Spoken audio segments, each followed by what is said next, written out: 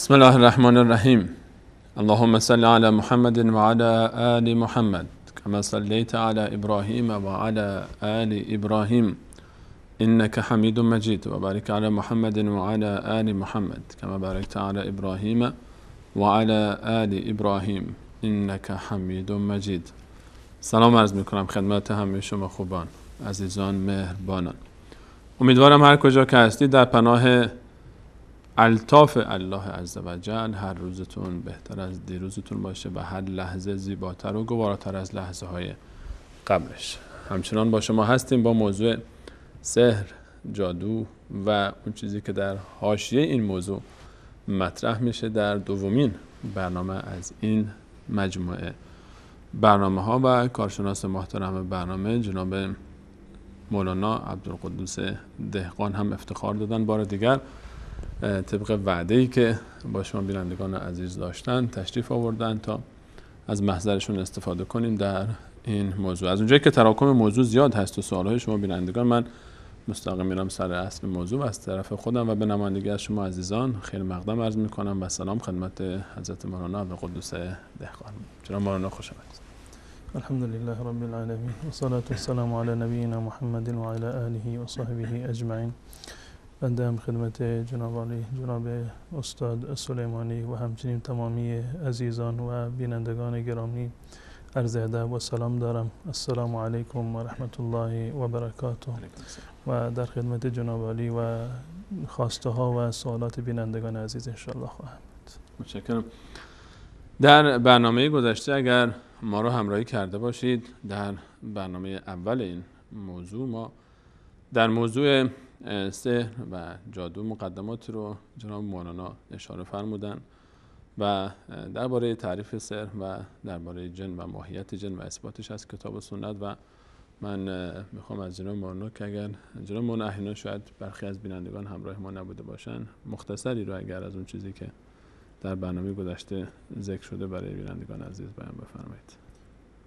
برای اینکه ما میخوایم که مطالب جدیدتری باشه، میخوایم که خیلی مختصر باشه، اشاره بکنیم فقط آنچه که مطرح در حد یک اشاره در همون گونه که شما فرمودید در برنامه گذشته حکم سحر رو که از دیدگاه شرعی حکم سحر چی هست و حکم ساحر چی هست، حکم رفتن نزد ساحر چی هست که من عرض کردم که سحر کار حرامی هست، کافر ساحر کافر هست و رفتن نزد ساحر هم در واقع حرام هست. و وجود سحر رو از قرآن و حدیث ثابت کردیم، وجود جن رو از قرآن و احادیث رسول الله صلی الله علیه وسلم ثابت کردیم و علل گسترش سحر رو در جامعه امروزی مطرح کردیم و مواردی رو بنده عرض کردم و مهمتر از همه علامت‌های ساحران رو و جادوگران رو، تعدادی از این علامت‌ها رو ما در برنامه گذشته هم خدمت بینندگان عزیز ما عرض کردیم که اینها در واقع یک ذهنیتی هست، پیش مقدمی هست برای اصل مطلب سحر و راه‌های پیشگیری و درمانش. در این موضوع هم انشاءالله باز به همراه شما بینندگان عزیز سوال‌هایی هم در موضوع گذشته داشتیم در برخی از بخش‌هاش که انشاءالله سر فرصت بهش می‌پردازیم. و مهمترین موضوعی که همونجوری که حضرت مولانا اشاره فرمودن در موضوع هفته گذشته مطرح شد، بحث خود کفر بودن خود فعل سحر، تعلم سحر، یادگیری سحر و اعتقاد به سحر و رفتن پیش اون به این اعتقاد که در این اشاره فرمودن که کاملا کفر است و حرام بودن موضوع. و امروز میخوایم درباره خود موضوع بیشتر با شما عزیزان صحبت بکنیم و درباره ماهیت خود کار و انواعش، برای اینکه الله تعالی ما و شما رو و همه امت اسلامی رو از شر این فتنه و از این دسیسه ها در امان بداره. نیاز است برخی موضوعات رو بیشتر با هم دیگه مطرح بکنیم و تا اینکه در حال خودمون رو بیشتر از این مسائل محافظت بکنیم و یا خدای نکرده که احیانا کسی مبتلا هست به این موارد، بدونیم که راه حل شرعیش در پرتو آیات کلام الله مجید و سنت صحیح رسول صلی الله علیه و سلم چی است. جناب مولانا خود موضوع سحر، حالا حکمش رو شما به تفصیل در برنامه گذشته بیان فرمودید و کسانی که میرن و علائم ساحرین رو هم و علائمی که خب واقعا تن انسان رو به لرزه میانداخت، برخیاش مثل این که اهانت به قرآن کریم و به هر حال استفاده از کاغذ قرآن کریم برای استنجا حتی و موارد این ذات که ذکر شد. انواع سحر رو اگر بخواید تقسیم بندی بکنید به چند دسته تقسیم بندی؟ در مورد انواع سحر در یک نگاه کلی، اگر نه هر یکی از اقسام سحر را نگاه بکنیم، زیر مجموعه های خیلی زیادی رو دارن. در یک نگاه اجمالی و کلی می توانیم که سحر را بر 3 قسم تقسیم بکنیم. یکی از این اقسام سحر، سحر تخیل هست، سحر خیالی هست، واقعیت ندانه، یک نوع واهمه هست، توهم هست. و نوع دومش سحر حقیقی هست، واقعیت دارد، مشاهد هست و انسان اون رو حس می کند عملا. و نوع سومش یک سحر مجازی هست، یعنی در واقع سحر نیست بلکه یک به صورت مجازاً بهش سحر گفته می شود، یک نوع تردستی هست و شعبده بازی که چون که در کل زیر مجموعه سحر هست، اینو در واقع به نام سحر مجازی تقسیم کردم. در مورد اولین نوعش که سحر تخیلی هست یا تخیلی هست و توهمی، این بگونه‌ای هست که ساحر با استفاده از ابزاری مانند دود و بقیه چیزها یا خوندن یک نوع طلسم و در واقع ورد خاصی مخیله انسان را و نیروی درک انسان را تحت شعاع قرار می‌دهد و بگونه‌ای که چیزی که واقعیت ندارد اون رو در نظر مردم و در گمان مردم اینو واقعیت جلوه می‌دهد. یک تخیل فقط. یک تخیل محض، یعنی واقعیت به هیچ عنوان واقعیت نداره، فقط یک نوع توهم، یک نوع ظاهر بینی قضیه، ظاهر قضیه اینجوری نشان میدهد اما واقعیتش این گونه نیست. و این سحر تخیلی بر 2 پایه و 2 عنصر اصلی استوار هست. 2 عنصر اصلی داره که ساحر با استفاده از این 2 عنصر اصلی این در ذهن مخاطب خودش یا اون کسی که مسحور هست اونو به اصطلاح به سحر مشغولش کرده به این گونه تأثیر میگذارد. عامل اولیش در واقع یک نوع چشم بندی هست، یعنی چشم بند میکنن به تعبیر عامیانه، بگونه یک چیزی که واقعیت نداره خلاف واقع هست، این فرد اونو داره میبینه. یک چیزی دیگر واقعیت داره اما این فرد یک چیزی دیگر رو میبیند. این یک نوع چشم بندی هست. اولین عنصر سحر تخیلی همون چشم بند کردن دیگران هست و عنصر بعدیش یک نوع استرهابی هست، یعنی ترساندن مردم هست یا تبلیغات هست، شایعاتی هست که مردم معتقد باشند به این ساحر، از بس که مردم اعتقاد دارند، ایمان دارند، شایعات دربارش خیلی شنیدند، ازش رعب و وحشت گرفتند، با این 2 عامل اصلی ساحر میتونه که دیگران رو تحت تاثیر خودش قرار بده. و این 2 عامل رو من اونگونه که از آیات قرآن استنباط می شود در سوره اعراف در جریان داستان حضرت موسی علیه السلام و ساحران، در اونجا وقتی که حضرت موسی علیه السلام میگوید که بندازید اون نمیدونم چوب و تناب ها هر چیزی رو که داری، سحری رو که میخوای انجام بدید، الله متعال میفرماید فلما القوا سحروا اعین الناس، فلما القوا سحروا اعین الناس، یعنی چشم هاشون رو سحر کردند. یعنی این عامل اولیش هست، یعنی چشم بند کردن مردم. و استرهبوهم عامل دیگر هست، اونها رو در واقع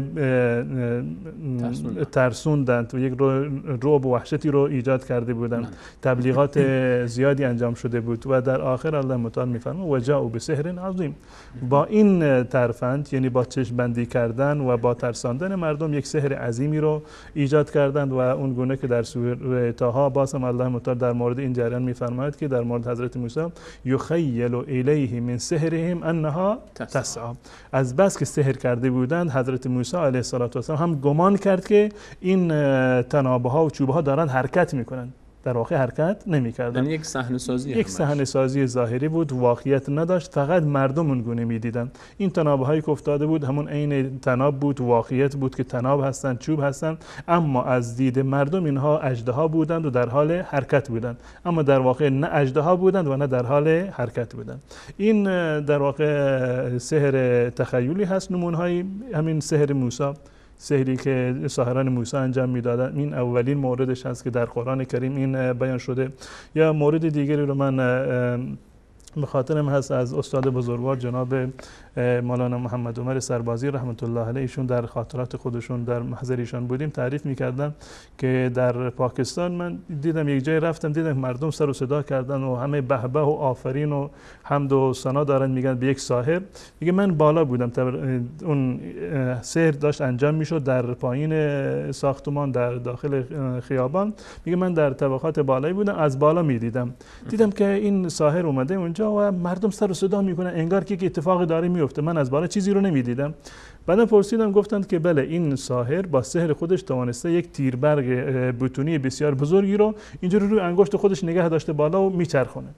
مردم گمان میکردن این کار رو داره انجام میده، اما من از بالا میدیدم فقط این ساحر انگشتش رو روی تیربرگ میگذاره اینجوری تکون میده. این واقعیت قضیه بود. اما مردمی که اونجا بودن و سحر شده بودن میدیدند که باز انگشت خودش یک تیربرگ بزرگی رو در واقع بلند کرده. یا اینکه احیانا دیده می شود که ساحر از دهان یک حیوانی وارد می شود و از پشتش خارج می شود، که این عملا فقط یک مرتبه میره و جلوی رویش میسته و یک مرتبه میره پشت حیوان میسته. مردم گمان میکنند که این از داخل حیوان از دهانش رفته و از پشتش در واقع بیرون اومده. یا احیانا فرض کن تخم مرغی رو، سوزنی رو یا قلمی رو از دهان خودش فرو میبرد، از چشم خودش بیرون میکند. یا در صندوقی فرض کن یک انسانی رو، زنی رو، مردی رو میگذارند، بهش از هر چند طرف سیخ میزنند یا احیانا از دو وسط نصفش میکنند. تمام اینها بر اساس همین یک نوع تخیل هست و این جزء موارد همین سحر تخیلی هست. و الان چگونه اتفاق میافتد، چه کارهایی رو میکنند، این مواردی هست که چندان نیاز نیست که من به این مسائل بپردازم. این یکی از انواع سحر است، سحر تخیلی. یعنی وجود خارجی نداره، وجود خارجی نداره. حالا یا یک کلکی پشت صحنه، حتما یک کلکی پشت صحنه هست دیگه. این تصویری که به چشم میرسه، حالا چه با استفاده از نیروی جن باشه یا هر چیز دیگه، مهم اینه که در واقع وجود نداره. بله. خیلی از این چیزایی که الان ما می‌بینیم این اتفاقات میفته. حتی من یادم هست در صحنه یک چند نفری از این کسانی که به هر حال جادوگر بذاریم اسمشون یا این پریشیا، بعضی از غلات صوفی هم این کارو میکنن، طرف چاقو می آورد اینجوری کارت می‌ذاشتن وسط کلش با چکش می‌زدن میرفت پایین. یعنی ظاهر قضیه اینو نشون میداد. بعد همین می‌کشیدن بیرون در حالی که هیچ اتفاقی انگار که نیفتاده. یا شمشیر می‌زدن از شکمش از پشت میومد بیرون و دوباره در می آوردن و طرف اینجوری می‌کرد هیچ روشی کمش اصلا جای زخمی هم نیست. اینها مواردی هستن که در این بخش داخل در این بخش هستند و بهتریشون زیر مجموعه سحر مجازی هستند که اونم ان شاء الله بخش سوم میشه. بله بخش سوم. بسیاری سحر واقعی هستند، یعنی سحر شده، یعنی سحر تخیلی هست بر اساس استفاده از شیطان هست یا دعا و در واقع وردی که خونده و این تبدیل شده به یک سحر تخیلی. نوع دوم یک سحر واقعی هست، حقیقت دارد، عملا انسان رو بیمار می کند، عملا انسان رو دچار عوارض جسمانی می کند، عملا انسان رو بر روی ذهنش، حواسش، بر روی حاسه هایش در واقع تاثیر می گذارد. اولی تاثیر نداره، اون فقط ظاهرش بود، فقط چشم می‌بینه همین چیزی رو این گونه می‌دیدن. بله، این سحر دوم یک حقیقت و واقعیت هست، انجام شده و این همون چیزی هست که الله متعال در واقع در قرآن به این سحر اشاره میکنه در آیه سوره بقره فیتعلمون منهما ما یفرقون به بین المرء و زوجه. عملا این تفریق اتفاق میفته، عملا این زن شوهر از همدیگر کاملا جدا میشوند، یک گمان نیست، تخیل نیست، وهمی نیست، در میدان عمل این اتفاق عملا اتفاق افتاده که این زن شوهر از هم دیگر جدا شدند یا فلانی بر اثر سحر بیمار شده یا فلج شده یا نمیدونم به صورت کلی از دنیا رفته. یا مثلا که الله متعال در سوره فلق قل اعوذ برب الفلق و در آیه و من شر النفاثات فی العقد، این که الله بار اله من پناه میبرم به تو از شر ساحرانی که میخونند و برگره دم میزنند. خب این یک سحر واقعی هست، چون که واقعیت دارد الله متعال به ما تعلیم داده، آموزش داده که ما در واقع از شر این ساحران و این سحر حقیقی پناه ببریم به الله متعال. و قطعا این سحرمون گونه که الله متعال اشاره میفرماند و ما هم بضارین به من احد الا باذن الله. تا زمانی که الله متعال نخواهد و با اراده الله متعال نباشه هیچ انسانی نمیتواند به کسی دیگر ضرر برسونه. این مطلبی که در اینجا یعنی من میخوام بهش اشاره بکنم، بحثی اصلا به صورت کلی تسخیر جن هست. آیا عملا امکان دارد که یک انسان مسلمانی یا کافری جنی رو مسخر خودش بکنه؟ آیا از نظر عملی یا از نظر اعتقادی امکان دارد که یک جن مسخر انسان بشود، مثل برده انسان بشود و که از اون استفاده بکند و که کارهایش انجام بده؟ چون خیلی از کسانی که این کارو میکنن این ادعا رو دارن، میگن ما نیروهای از جن در اختیار ماست و خیلی کارهایی که انجام میدن نسبت میدن به اون، میگن خب طبیعیه جن این قدرت ها رو داره و اون کارو برای ما انجام میده، ما ازش میخوام برای ما انجام میده. آیا واقعیت داره؟ بحث تسخیر واقعیت نداره. بحث تسخیر جن یعنی این که یک جنی در بسته در اختیار یک انسان باشه به صورتی کاملا مسخر باشه، هر چرا که این انسان هست اون جن در واقع برایش انجام بده، چون این چیزی وجود نداره. این اساساً با اعتقاد با قرآن و احادیث رسول الله صلی الله علیه و سلم تضاد داره، چون این چیزی که یک انسان بتواند که جنی رو کاملا مسخر بکنه. ما مثلا در جنگ‌های صدر اسلام برای رسول الله صلی الله علیه و سلم با اینکه ثابت است از قرآن و حدیث که ایشون رفتن نزد جنها برای اینکه قرآن رو به اونها آموزش بدن، سوره جن رو داریم، اما در هیچ جایی ثابت نشده که جنها مسخر رسول الله صلی الله علیه و سلم شده باشن، اومده باشن کمک کرده باشن در جنگ ها مثلا به جای اینکه اصحاب خودش رو ببره فدا بکنه در جنگ کشته بشن، خب یک لشکر جن رو میفرستاد. ما نیاز شدید داشتیم، نیاز شدید بوده، حتی یک مورد یک فردی رو هم در واقع نبوده. و این سوره جن در مکه نازل شده، یعنی تمام جنگایی که در مدینه بوده جنهای مسلمان هم بودن با مسلمان، جنهای مسلمان بودند و گذشته از این مثلا چیزهایی رو مثلا گم شده بود، اتفاق گردنبند حضرت عایشه رضی الله تعالی عنها که گم شده بود، یک لشکر کامل معطل همین گردنبند بودن، دنبال این گردنبند میگشتن تا اینکه شتر خوابیده بود روش، وقتی شتر بلندش کردند اینو در واقع پیداش کردن. حتی رسول الله صلی الله علیه و نمیتونست اینو پیدا بکنه، علم نداشت اینو، حتی جنهای جن به جنی نگفت که اینو برو پیداش بکن کجا هست، یعنی عملا چون این چیزی اتفاق نیفتاده نه برای رسول الله و نه برای هیچ یک از بزرگان. علتش چی است؟ علتش در قرآن کریم صراحتا الله متعال این مطلب رو برای ما بیان کرده در قرآن کریم، در جایی که در سوره صاد الله متعال در مورد حضرت سلیمان علیه السلام میفرماید و دعای حضرت موسی رو که حضرت سلیمان علیه السلام دعا کرد، قال رب اغفر لی و هب لی ملکا لا ينبغي لأحد من بعدی، پروردگارا به من یک ملکی رو عنایت بکن که برای هیچ کسی بعد از من نباشه. دعای عجیبی کرد. بله واقعا، یعنی دعاش هم اجابت شد. جالب اینه دعاش اجابت شد.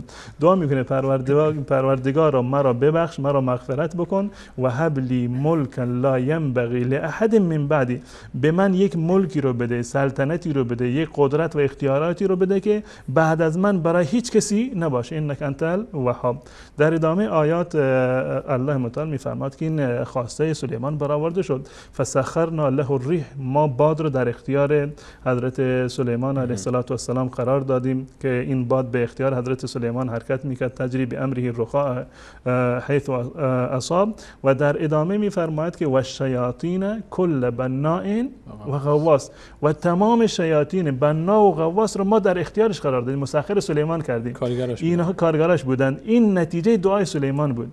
پس بنابراین سلیمان دعا کرده بود که این تسخیر جن، من قدرت بر جن ها داشته باشم، این فقط و فقط مال من باشه، بعد از من هیچ کسی این حق رو نداشته باشه. الله متعال هم اجابت کرد دعایشو. معجزه خاص خودش، معجزه خاص سلیمان هست. و جالب اینجا است که حتی در روایات صحیح و صریح داریم در صحاح و کتب اهل سنت و الجماعت که یک روزی رسول الله صلی الله علیه و سلم در نماز ایستاده بودن، مردم تعجب کردن، دیدم که در داخل نماز رسول الله صلی الله علیه و سلم دستشون رو دراز کردن به طرف جلو، انگار که یک چیزی رو در واقع گرفتن.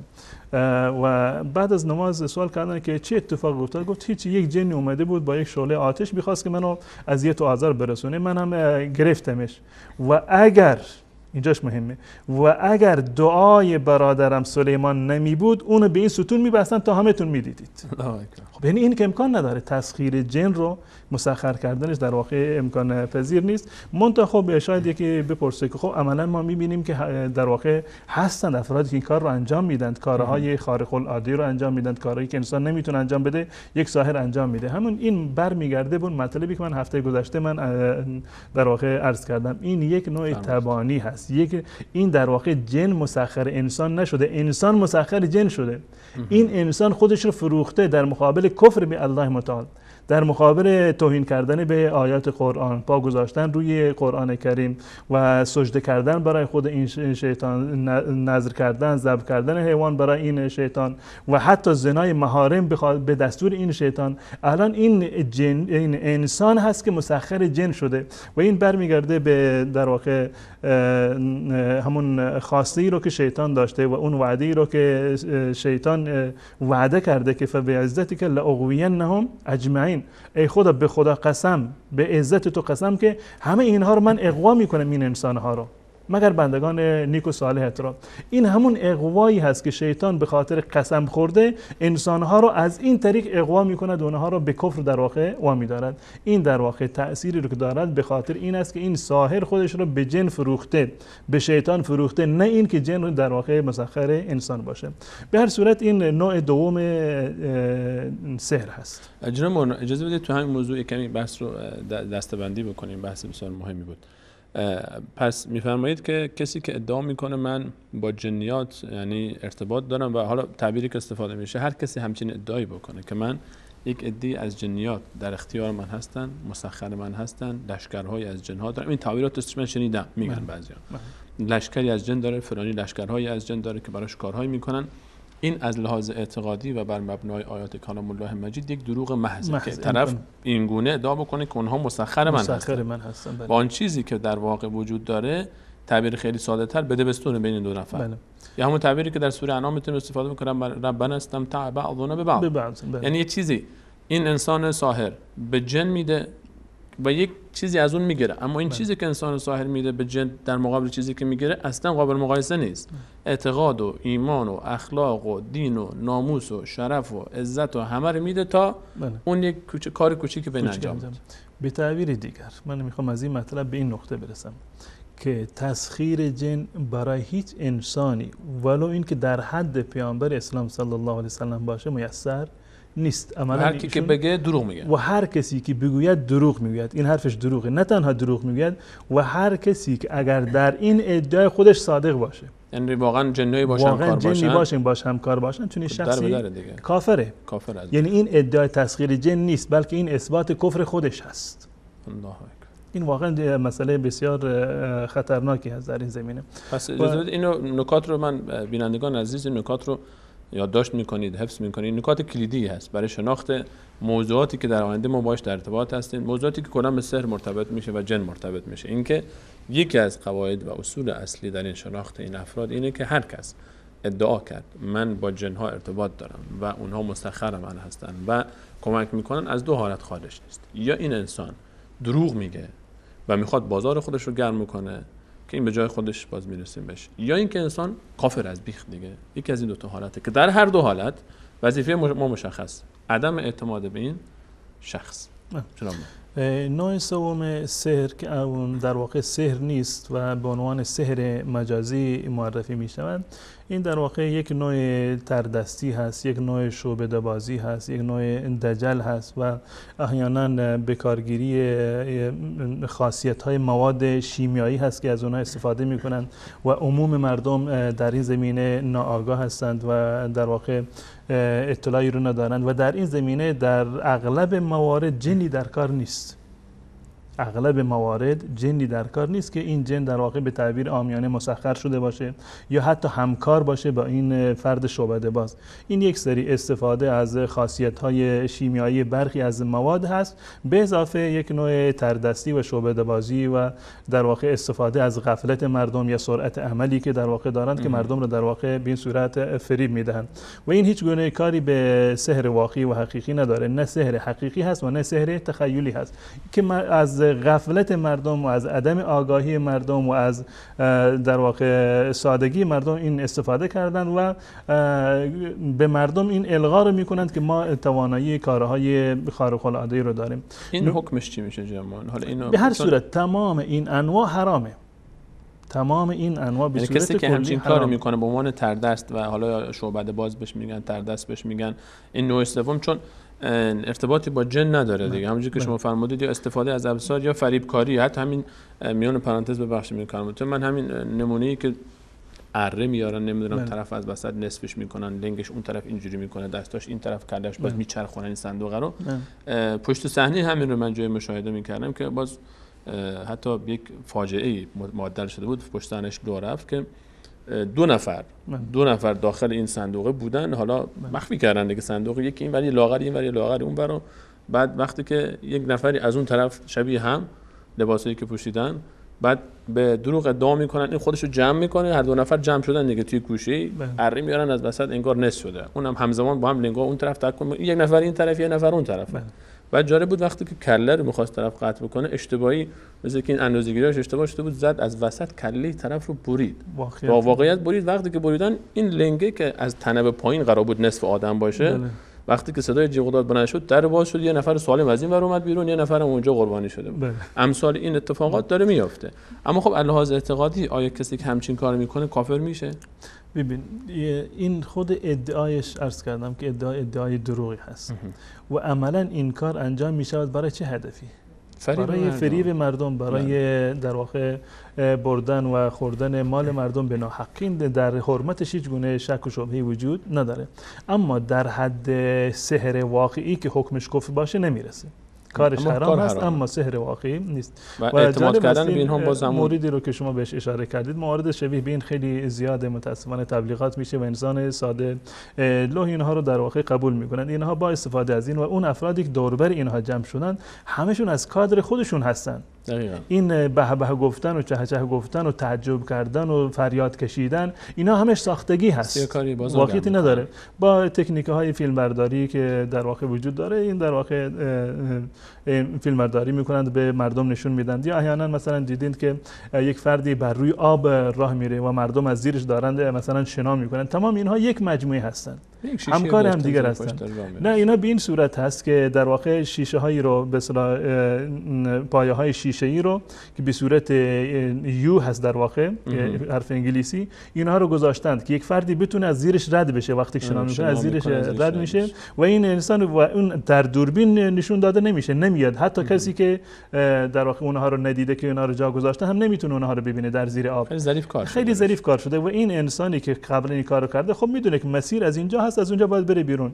یواش یواش با دقت باشه برمی‌داره روی این شیشه ها، انگار بر روی آب راه میره. اینا تمام مواردی است که تو بحث سحر مجازی داره. بحثمون سحر مجازی هست یا همون شعبده بازی و در واقع تردستی که کاری به جن و کاری به سحر و کاری به کارهای خارق العاده در واقع نداره. یک نوع سوء استفاده از غفلت مردم هست. نمونه هایی رو که من در این زمینه عرض میکنم در برای این فریب دادن مردم، یعنی اون کارهایی که معروف هست، کسی مثلا تردستی میکنه، شعبده بازی میکنه، در یک جای سیرکی رو راه انداخته که در واقع کارهایی رو انجام میده. من در اون زمینهش گرچه حرف و حدیث خیلی زیاده، بسیاری از اونها واقعیت نداره و بسیاریشون باز هم حتی در سیرک هم بسیاری از اونها مبتنی بر خود این سحر هست، سحر تخیلی هست و در واقع که یک بحث جداگانه هست. اما در مورد کسانی که ادعای در واقع ایمان میکنند، ادعای دعانویسی میکنند، ادعای این میکنند که ما با جن در ارتباط هستیم، میتونیم مردم را شفا بدیم و اینها هم در واقع کارهایی که این افراد میکنند از نوع این سحر مجازی فریبکاری هست. به طور مثلا یک پارچه را احیانا مثلا دیده شده، تعریف کردن، شاید دوستان شاید بینندگان عزیز خودشون همین موارد رو مشاهده کردن که ساحر یک پارچه ای رو به محض این که فوت میکنه آتش میگیره.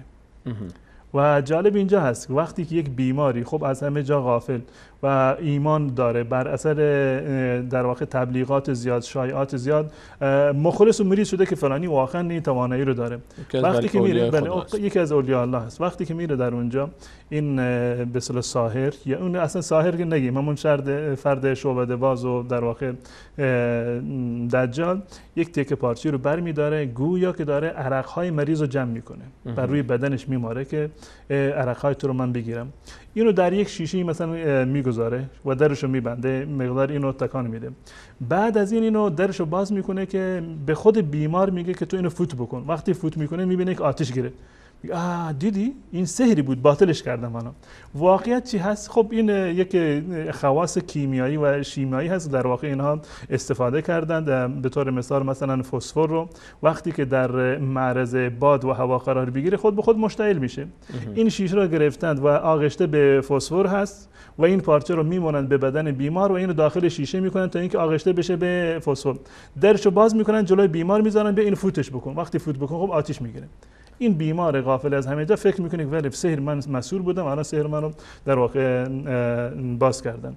و یک مورد دیگه که بارها مشاهده شده اینه که وقتی که بیمار مراجعه میکنه به یک فرد ساحر و فریبکار، یک تکه کاغذ سفیدی رو که کاملا سفید هست، یک تکه کاغذ سفید رو میگیرد به بدن بیمار میماله، به بدن بیمار میماند که خب هیچ چیزی در این نیست. اینو میگیره در بدن بیمار کاملا میماند و بعد از این اینو در معرض گرما و حرارت قرار میده. وقتی که در معرض حرارت قرار میده میده اشکال مختلفی هست و نمیدونم حروفی هست و طلسم‌هایی هست و نوشته‌هایی هست و خطوطی هست و نمیدونم سر شیطان، سر گنجشک، از این چیزا روی برگه پیدا میشه، قبلا پیدا نمیشد. خب علتش چیه؟ علتش اینه که با قلم نامرئی روی این کاغذ نوشته. الان که خیلی زیاده قلم نامرئی، حتی در زمان قدیم که این شعبده بدن این کار میکردن با آب مثلا لیمو یا یکی دیگه از میوه ها اینو مثلا مینوشتن، در با چشم ظاهر و غیر مسلح دیده نمیشه، اما زمانی که حرارت ببینه خود به خود ظاهر میشه. اینها در واقع نمونه هایی هستند که جزء سحر واقعی نیستند، این جزء سحر مجازی هستند، به این معنی که یک نوع تردستی هست و یک نوع شعبده بازی و فریبکاری هست و هیچ گونه واقعیتی رو در واقع نداره. به صورت کلی سحر به این سه قسم تقسیم میشه: سحر تخیلی که نمونه‌هاش عرض کردم، همین مواردی که شما اشاره کردید، و سحر واقعی مانند جدایی انداختن بین زن و مرد یا بین مادر و فرزند یا در واقع بیمار شدن یک فردی و مواردی که علائم زیادی داره که من اینو عرض خواهم کرد، و دیگری کاری به سحر نداره. یک نوع تردستی و شعبده بازی هست که با استفاده از غفلت مردم و جهالت و سادگی مردم استفاده می‌کنند و اونها را به خودشون معتقد. حالا جناب مولانا تو همین موضوع سوء استفاده از عدم آگاهی مردم، من یک داستانی رو یکی از عزیزان میگفت، یادم اومد، داستان خیلی عجیبی است. اینی که شما گفتی طرف شیمیدان بوده و با این شیمیدانو در ارتباط بوده، که خیلی تکنولوژی روز استفاده کرده، از موادهای مختلف شیمیایی استفاده میکنن. این بنده خدا تعریف میگن، میگفت که یکی از همین کسایی که در محله ما مشهور بود به دعانویسی و خودش رو یک بزرگی معرفی کرده بود، هر کسی میخواست بیاد پیشش، بازار میخواد گرم بکنه که بگه من خبر دارم و من میتونم به شما کمک بکنم و اینا که فالگیری و از غیب میدونم و امثال ذالک. میگفت غالبا مردم بی خبر از همه جا میومدن برای این آقا یا گوسفندی یا گاوی یا شتری یا مرغی یه چیزی با خودشون می آوردن که به هر حال این بیشتر کمک بکنه دیگه، هدیه میدن بهش، حالا هر چی اسمش رو بذارن. اون طرف میگفت که یه نفری رو از دور و بریاشو، این آقا اسمش رو گذاشته بود گاو، اسمی که رو گذاشته بود بز مثلا، اسمی که رو گذاشته بود گوسفند، اسمی که رو گذاشته بود مرغ. خودش میدونست و رفیقاش میدونستن دیگه. وقتی طرف یه گوسفندی مثلا می آورد، یکی اون رفیقاش، اونی که اسمش گوسفند بود، همراه این بیچاره بیماری که داره میاد گورش، به همراه ارباب رجوع میومد پیش این آقا، میرسوندش به داخل، از بیرون میومد دیگه. یک کلمه هم حرف نمیزد، میومد و مینشست. اینی که میگفت خب این دجال میدید که این آقایی که اسمش رو گذاشته گوسفند اومده، یعنی که طرف گوسفندی آورده. بعد رو میکرد به اینها و بعد شروع میکرد خوش اومدید و مشکل شما ان شاءالله حل میشه، البته نیازی نبود شما خودتون زحمت بدید، چرا گوسفندی آوردید و چرا زحمت دادید خودتون. اون طرف هم هاج واج میمونه، خدایا اینو که یک کلام حرف نزدن، منم که چیزی نگفتم، والله این کرامات فلانی است، واقعا این حتما یه چیزی حالیشه است، حتما مشکل من گره مشکل من همینجا حل میشه دیگه. اگه باز یکی بز می آورد، یکی اسمش بز بود میومد داخل و مرغ میومد داخل، امثال اینها. یعنی جناب استاد واقعا از عدم آگاهی مخاطبین چنان سوء استفاده ها میکنن که بازار خودشون رو گرم میکنن. حالا توی موضوعاتی که شما اشاره فرمودید در حالت کلی، حالا این سحر مجازی که بیشتر اصلا هیچ وجودی نداره، قسمت اول تخیلی و سحر اون اهل خصوص، اون سحری که تاثیر میگذاره بر خود وجود انسان.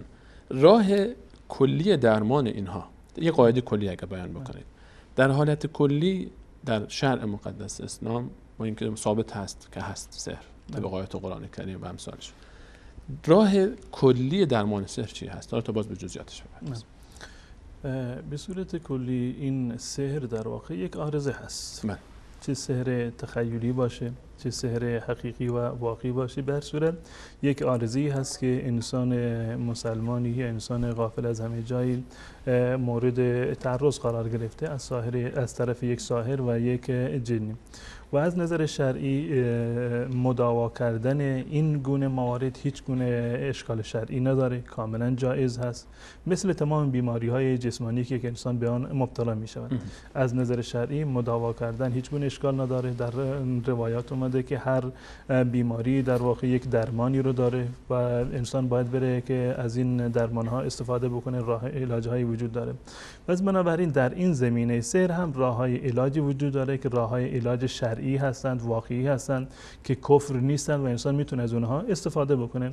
و من به صورت مختصر این مطلب رو اشاره میکنم. به طور مثال مانند رقیه‌های شرعی هستند، دعاهایی که از قرآن هستند و از احادیث رسول الله صلی الله علیه و سلم ثابت شده. معالجه کردن سحر با این گونه موارد هیچ گونه اشکال شرعی نداره، به شرط این کون فردی که میخونه مؤمن باشه، معتقد باشه، خودش یک فرد ساحر و دجالی در واقع نباشه.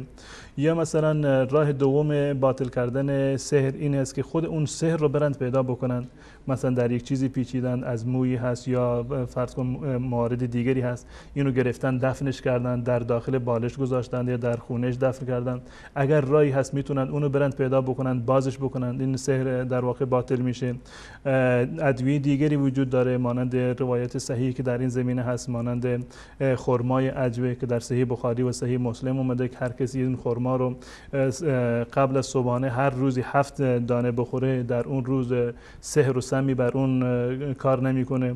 یا همچنین در موارد دیگری هست مانند حجامت مثلا، یعنی در عضوی رو که مورد تعرض قرار گرفته و سحر شده و مثلا فرض کنیم که سردرد دارد یا هر عضو دیگری در همون محلی که مورد اصابت قرار گرفته و سحر شده حجامت بکنند، خون بگیرند. این یک از راه‌های شرعی معالجه هست که اینها رو از سلف صالح ما از دیرباز در واقع معمول بوده و این گونه عمل می‌کردن. در این زمینه هیچ گونه اشکال شرعی وجود نداره. البته من خود خوندن رقیه‌های شرعی رو کیفیتش رو انشالله بازم خدمت بینندگان عزیز عرض میکنم. منتها یک موردی رو که امروزه زیاد به آن پرداخته میشه و مردم گمان میکنند که باز کردن این گره فقط و فقط از طریق ساحر انجام میشه.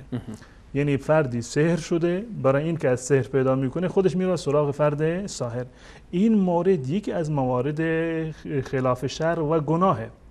خلاف یعنی شرع هست و گناه. باطل کردن سحر با سحر، باطل کردن سحر با سحر، یا حتی مراجعه کردن نزد ساحر به خاطر باطل کردن سحر، این خود عمل در واقع گناه هست و معصیت هست. و همون گونه که من در درس گذشتم در واقع اشاره کردم، اگر معتقد باشه که این واقعا راست میگوید، این در واقع در حد کفر هست.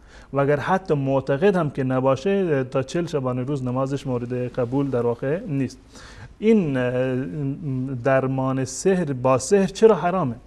شاید یکی سوال بکنه که خب من از مورد تعرض قرار گرفتم، سحر شدم، زندگی من فلج شده و بیمار شدم، از همه کار و زندگیم افتادم، خب راه دیگری ندارم جز این که برم مراجعه بکنم به همین ساحر، چرا حرام شده این؟ علتش این است که این فردی رو که شما نزدش میروید برای ابطال سحر، اون خودش یک ساحره. برای ابطال سحر شما باید یک سحر جدیدی رو انجام بدید و این ساحر که الان شماش رفتید، چه خود اون ساحر قبلی باشه که شما رو سحر کرده یا ساحر دیگری باشه، باید همون کارها رو و همون تقربها رو باید به جن برای جن انجام بده تا اینکه این ساحر بتونه سحری رو انجام بده. یعنی اینکه بله، یا اینکه با محارمش در واقع نزدیکی بکنه و مخالفت بکنه، آیات قرآن زیر پا بگذاره، کفر بگویه به الله متعال، نذر قربانی بکنه برای غیر الله، برای شیطان. این ساحر برای اینکه سحر شما رو باز بکنه نیازی به این کارها دارد. یعنی دقیقاً شما میباید یک سحر دیگری رو به صورت کامل بروید انجام بدید و از نظر شرعی چنین چیزی حرامه. هم مراجعه کردن شما حرامه و هم وادار کردن ساحر به تقرب به شیطان، به سحر کردن و به کفر کردن، اینم از حرامه. اگر شما مراجعه نمی‌کردید این در واقع مجبور نمی‌شد که کفر بکنه، مجبور نمی‌شد که آیات قرآن رو در واقع با آیات قرآن خودش رو تمیز بکنه یا زیر پا بگذاره، کف درست بکنه. تایید طرف از در واقع الله متعال می‌فرماید که و تعاونوا علی البر و التقوا، شما بر بر و تقوا، بر نیکوکاری و بر دیانت با هم دیگر همکاری بکنید. ولا تعاونوا علی الاثم و العدوان. این رفتن مراجعه کردن نزد ساحر خودش تعاون بر اسم و عدوان هست. شما سبب شدید که این فرد یک کار گناهی رو در واقع انجام بده. مثالش مانند این است که یک فردی بالفرض بیمار شده باشه، اصلا بیمار هست، نه اینکه مسحوره، بیمار هست، یک فرض کنید یک عمل جراحی نیاز داره و زندگیش هم به این بستگی داره.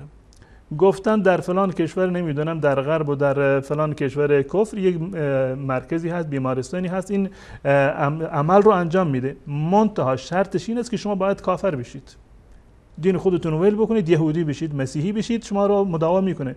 در غیر این صورت شما رو مداوا نمیکنه. جایز هست که انسان به خاطر بیماری دین خودش رو رها بکنه، مرتد بشه که در واقع از اسلام خارج بشه، ببره که جسمش رو نجات بده. دقیقاً مثل همین مورد هست. برای این که انسان از یک بیماری نجات بکنه، رفتن نزد ساحر دقیقاً مانند این است که به خاطر مداوای خودش از اسلام به صورت کلی خارج بشه. و از این گذشته مجرد رفتن، نه ایمان داشتن معتقد بودن، قبلا عرض کردم، حتی مجرد مراجعه کردن به فرد ساحر، اونگونه که در روایت صحیح مسلم اومده، من اتی عرافا فسأله عن شیء لم تقبل له صلاة 40 لیله. به مجرد این که برود و از اون سوال بکند، نه اینکه قبولش بکند حرفشو، فقط مراجعه بکند، سوالش بکنه، یک مطلبی ازش بپرسه، تا 40 روز نمازش در واقع قبول نمیشه. چه برسد به این که برود معتقد باشد، پول هم بدهد تا این کن ساحر مرتکب یک کار کفری باشه. این دو دلیل. دلیل دیگر، این باز کردن سحر را با سحر از نظر شرعی و در اصطلاحات حدیثی و فقهی بهش میگن نشره. نشره یعنی باز کردن سحر با سحر. در این زمینه ما روایت صحیحی داریم از رسول الله صلی الله علیه و سلم در سنن ابو داود هست و که امام ابن حجر رحمت الله علیه و تعدادی از معاصرین مانند شیخ آلوانی رحمت الله علیه این حدیث رو صحیح قرار دادن. در این حدیث حضرت جابر رضی الله تعالی عنه میفرماید که رسول الله صلی الله علیه و سلم رو سوال کردن در مورد نشره. رسول رسول الله صلی الله علیه و سلم عن نشرتی، سوال کردند که آیا می شود که سحر را با سحر باز کرد، جایز هست؟ فقال هو من عمل الشیطان، این یک کار شیطانی هست. عملا شما رفتید سحر رو انجام دادید، این کفر شما در واقع رفتید و انجام دادید. این 3 تا دلیل. دلیل چهارم این که این فردی که این شما میروید بهش مراجعه میکنید، این باید سحر انجام بده و نمیتواند سحر قبلی رو باطل بکند مگر این که این ساحر در سحر خودش کافرتر و ماهرتر از ساحر قبلی باشه، زورش بیشتر باشه. زیرا که هر دو تا، هم این ساحر و همون ساحر، از جن استفاده میکنن. اگر زورش بیشتر باشه در واقع میتونه باطلش بکنه، اگر زورش بیشتر نباشه نمیتونه چنین کاری رو اساسا در واقع انجام بده. و از این گذشته این ساحر خودش ذینفع در این زمینه، چه بسا که خود همین ساحر شما رو سحر کرده باشه. می روید امروز سحر رو خودش باطل میکنه، فردا دوباره از جن میگه که دوباره برو این سحر رو دوباره میبنده. برای چی؟ به خاطر اینکه شما بار دوم بیایید، بار سوم بیایید، هر مرتبه هم یک مبلغ از مال شما رو بگیره. خب این کار و درآمد ساحر همین است. اگر قرار باشه که شما رو سحر رو باز بکنه و راحت بگذاره، خب بازارش به صورت کلی در واقع کساد میشه. پس بنابراین این عمل خود ساحر انجام داده، این بلا را خود همین ساحر بر سر شما آورده. چگونه شما می روید مراجعه میکنید به یک فردی که خودش این بلا رو بر سر شما آورده تا اینکه این بیماری رو در واقع از شما دور بکنه؟ اون که همون شخص نبوده، خب هم کیشاش همین اعتقاد، همین باور، همین فتنه رو دارن. و سادساً و سحری رو که به صورت کلی عرض کردن، حتی سحری رو که ساحران نمیتونن بازش بکنن، سحری رو که ساحر نمیتونه بازش بکنه به دلیل این که درجهش کمتر هست، به دلیل این که نمیدونم در کفر به اون درجه ساحر قبلی نرسیده، جنش در واقع ضعیفتر هست، نمیتونه این سحر رو در واقع انجام باطل بکنه. تمامی این موارد با آیات قرآن قابل حله، فقط با همین آیت الکرسی. حتی سحری رو که این ساحر نمیتونه بازش بکنه و بالفرض اگر بتونه بازش بکنه دوباره این سحر رو ببنده که این کار رو دارن میکنن، این سحرها همش با قرآن قابل مداوا هست با معوذتین و با آیت الکرسی اینا به صورت کلی کاملا مداوم میشه. نیازی نیست که شما برید بازار گرم بکنید، پول خودتون رو خرج بکنید، ایمان خودتون رو در واقع بفروشید و حتی اون ساحر رو مجبور بکنید کفری رو انجام بده تا اینکه خودتون شفا بدید. با آیات قرآن به صورت کامل این کارها امکان پذیر هست. و از این گذشته مطلب هفتم این است که انسان مسلمان باید توکل به الله متعال داشته باشه. من مطمئن هستم همین فردی که به ساحر مراجعه می کند اگر به آیات قرآن همون ایمان رو داشته باشه و اعتقاد رو داشته باشه، مطمئنا سحرش در واقع باز میشه. انسان مسلمان باید و من یتوکل علی الله فهو حسبه. هر کسی که توکل بکند، خودش رو بسپارد به الله متعال در این مشکل، در این بیماری، در این سحر و در این جادو و در این جن زدگی، خودش رو به الله متعال بسپارد، به قرآن بسپارد، قطعا الله متعال اونو رها نمی‌کند. قطعا کافی هست الله متعال. اما منتها زمانی که یک انسانی به الله اعتقاد نداره، به رسول الله اعتقاد نداره، به آیات قرآن اعتقاد نداره، به ایمان خودش اعتقاد نداره، به اعمال صالحی که خودش انجام میدهد اعتقاد ندارد، اعتقادش از همه اینها برگرفته، معتقد به یک ساحر هست، قطعا الله متعال اونو واگذار میکنه به همون جایی که معتقد هست. اگر به الله متعال معتقد می بود، توکل و اعتقادش به الله متعال می بود، فهو حسبه، الله کافی بود. اما چون که این الله را فراموش کرده، رفته سراغ ساحر، الله متعال اونو واگذاشته برای همون ساحر که ببیند که این جریان به کجا ختم میشه. اگر امروز سحرش رو باز بکنه، فردا دوباره سحرش میکنه و این جریان به همین صورت ادامه خواهد داشت. حقیقتا موضوعاتی که مطرح میشه تا اینجا داشته باشیم که سحر کفر، آموزشش سحر کفر، تایید سحر کفر، رفتن پیش ساحر بدون اینکه اون رو انسان تاییدش بکنه بازم تا 40 شبانه روز نماز انسان قبول نمیشه و از بین بردن سحر با سحرم باز کفره. خب حالا چی کارش بکنیم، چطور درمانش کنید، با ما باشید. انشالله جزئیاتشو مفصل انشالله بعد از یک میان برنامه با شما عزیزان بررسی خواهیم کرد که ما چگونه خودمون رو از سحر حفظ بکنیم و چگونه بتونیم که در پرتو تعالیم شرعی و دین مقدس اسلام ما بتونیم سحر رو از بین ببریم.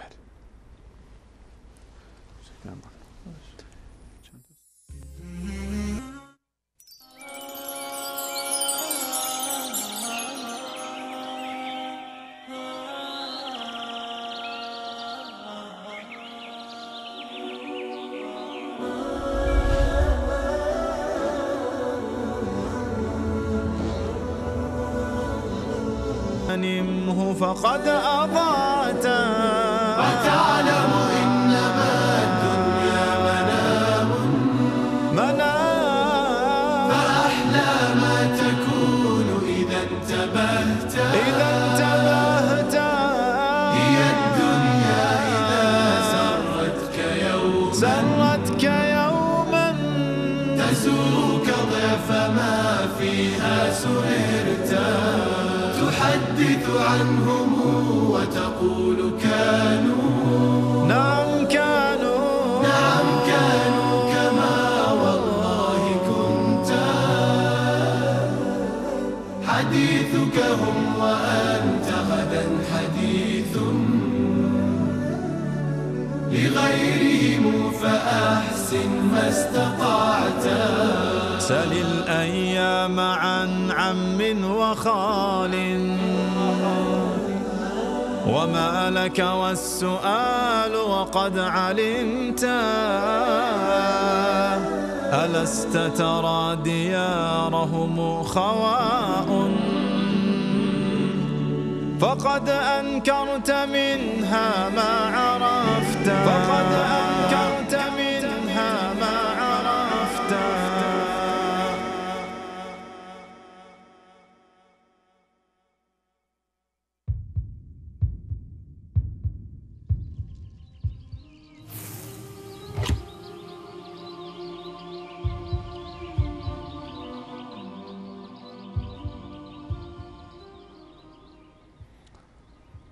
با سلام مجدد خدمت همه شما خوبان و عزیزان. در موضوع سحر، راه‌های درمان، پیشگیری و درمان همچنان با شما عزیزان هستیم. پیام‌های بسیار زیاد این برگه‌ای که دست من می‌بینید همه سوالای شما بینندگان عزیز هست. در 12 تا برگه یادداشت که از طریق ایمیل و از طریق SMS به دست ما رسیده و اون چیزایی رو که در خلال موضوع مرتبط میشه و مطرح شده من با صورت سوال مطرح نمی کنم، حتما جوابشون عزیزان دیگه گرفتن در خلال صحبت. و در اینکه خاطر اینکه بحث ها مطرح شده باشه، یک بیننده عزیزی پرسیدن سلام علیکم سلیمانی. علیکم السلام و خیلی دوستتون دارم، الله تعالی شما رو دوست داشته باشه. یک جادوگری همسایه ماست، تمام خانواده‌اش هم از پول حرامش استفاده میکنن، اصلا کارم نمیکنه. میگه پولی که از جادوست حرام نیست. فکر کنم دیگه جوابش خودتون گرفته باشه دیگه. کسی که همچین ذاتی داشته باشه که بیاد و با اهانت به قرآن کریم، با توهین به قرآن کریم، با ادعاهای عجیب و غریب و اگر با جن در ارتباطه که واقعا راست میگه و جنی باش در ارتباط هست، کافر از بیخ. و حالا پولی که از این را در بیاد دیگه مشخص. هفته پیش هم جای ما رو در این باب صحبت کردن که کلا صحبت کردن در این باب دیگه نیازی نبود من که داریم با صحبت بکنیم.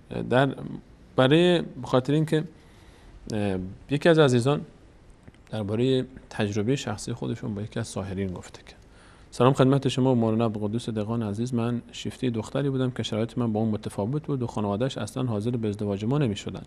به همین دلیل موضوع رو به برادر اون خانم گفتیم، یعنی برادر اون دختر، و اون یک ساحر معرفی کرد. ساحر اول خودش رو اثبات کرد و در اون یک ظرفی آب چهره منو به اون نشان داد و بعد از اعتماد کارهای عجیبی گفت که خودش و خواهرش انجام بدن، یعنی این دختری که ایشون عاشقش بوده. تا اینکه کار به جای رسید که به برادر دختری که دوستش دارم گفت باید با خواهرت نزدیکی کنی و سپس با مادرت هم همین کار رو بکنی تا اینکه این وصلت صورت بگیره. این پیام شما یکی از شما عزیزان. و امثال این چیزا فراوانه، امثال این متاسفانه انقدر مواردی رو ذکر شده که اصلا والا من از خوندن شرم دارم. چی بگم؟ دیگه مسائل کس. چرا مولانا راه درمان شما فرمودید که سحر رو با سحر که کفر دیگه رسما دیگه یه ساحری دیگه رو باز آوردن تا بیاد که سحر رو برطرف بکنه. حالا اگر بخوایم ما درمان بکنیم چه راههایی داریم؟ نمونه‌هایی رو ذکر بکنید. نمونه‌های حالا کلیات شما اشاره فرمودید. اگر مثلا نمونه‌هایی رو که بیشتر شایع هست که این مورد مثلا این ارائه میشه، این راه حل هاشه. بیشتر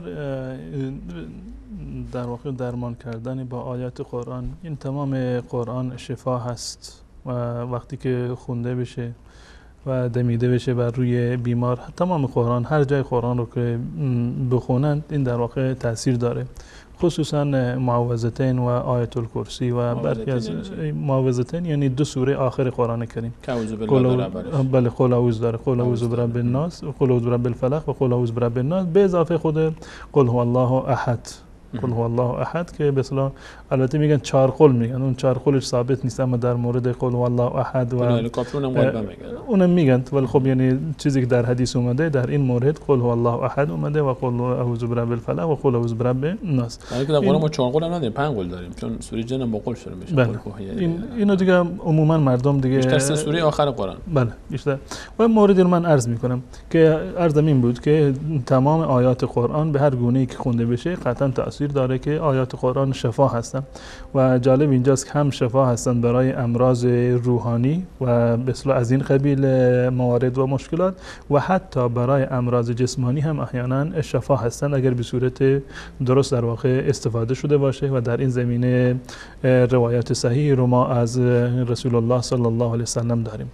در مورد علاج سحر با آیات قرآن من چون که انواع سحر به صورت کلی زیر مجموعه سحر حقیقی، من انواع کلی سحر رو بیان کردم که سحر تخیلی هست و سحر حقیقی هست و سحر مجازی هست. خود این سحر حقیقی که انسان رو احیانا بیمار میکند و عوارضی رو دارد، این خودش صورت‌های خیلی مختلفی رو داره.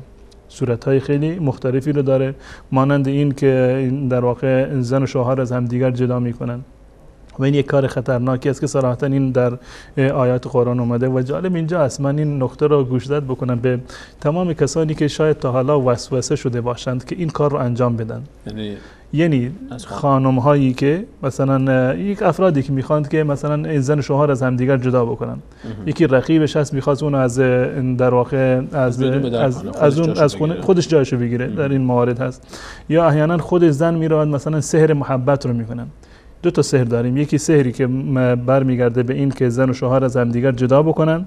یکی سحر میکنند و معمولا زنها این کار میکنند که این نه خود شوهر رو دلشو به دست بیارند، یعنی سحر محبت باشه، زن دوم نگیره و بیشتر طلاق نده، بیشتر به من اهمیت بده، بیشتر تو خونه‌ام باشه. و جالب اینجا هست که موارد خیلی عجیب و خطرناکی در این زمینه اتفاق افتاده، تجربیات خیلی متنوعی در این زمینه هست. اون فردی که این زن یا هر کسی دیگر میره و سراغش که این سحر رو انجام بده، چه بسا که یک انسان ناشی باشه، مثل یک پزشک تازه واردی باشه که به جای اینکه جراحی بکنه که شفا پیدا بکنه، شاید زیر امان هم از دنیا بره مریض. یعنی کارش خوب بلد نیست، وارد نیست در کار خودش و خیلی ضعیفه در این زمینه. چه بسا همین سحری رو وقتی که انجام میده، نه تنها این که برای شما سودی نبخشیده، به ضرر شما هم تمام شده. جالب اینجا هست یکی از این موارد که یکی از علما اینو تعریف میکرد، که رفته بود یک زنی پیش ساحری که این دل شوهرش رو از زنای دیگه ببنده، یعنی سحر محبت ایجاد بکنه که در میان این زن و شوهر محبت ایجاد بشه، شیفت و شیدای همین باشه، فقط یعنی ذکر و فکرش همین باشه. خب رفته بود پیش ساحری، این عمل رو انجام داده بود، سحر کرده بود. اما این ساحر طوری که سحر کرده بود، نمیدونم کارشو خوب بلد نبوده یا قصدی بوده، به هر صورت اینو سحر کرده بود که این آقای شوهره دلش از تمام زنای دنیا دیگه رفته بود، از مادر و خواهر و حتی خود همین زن دیگه اصلا نمیتونید با این زن زندگی بکنه، با خود این زن دیگه نمیتونه زندگی بکنه، زیرا که این سحری رو که کرده بودن یک سحر عمومی، نه این مشخص نکرده بود که به استثنای این خانمی که فعلا داره، یک سحری کرده بود، الان اشتباهی شده بود عمدی، به صورت کلی، یعنی تمام زنهای دنیا براش مبغوض بودن، نمیتونه با اینا زندگی بکنه. بعد از مدتی خودش متوجه میشه که این سحر برعکس کار کرد، میره پیش ساحر که سحرشو دوباره باطل بکنه. اونجا هم که میره ساحر مرده و از دنیا رفته و هلاک شده.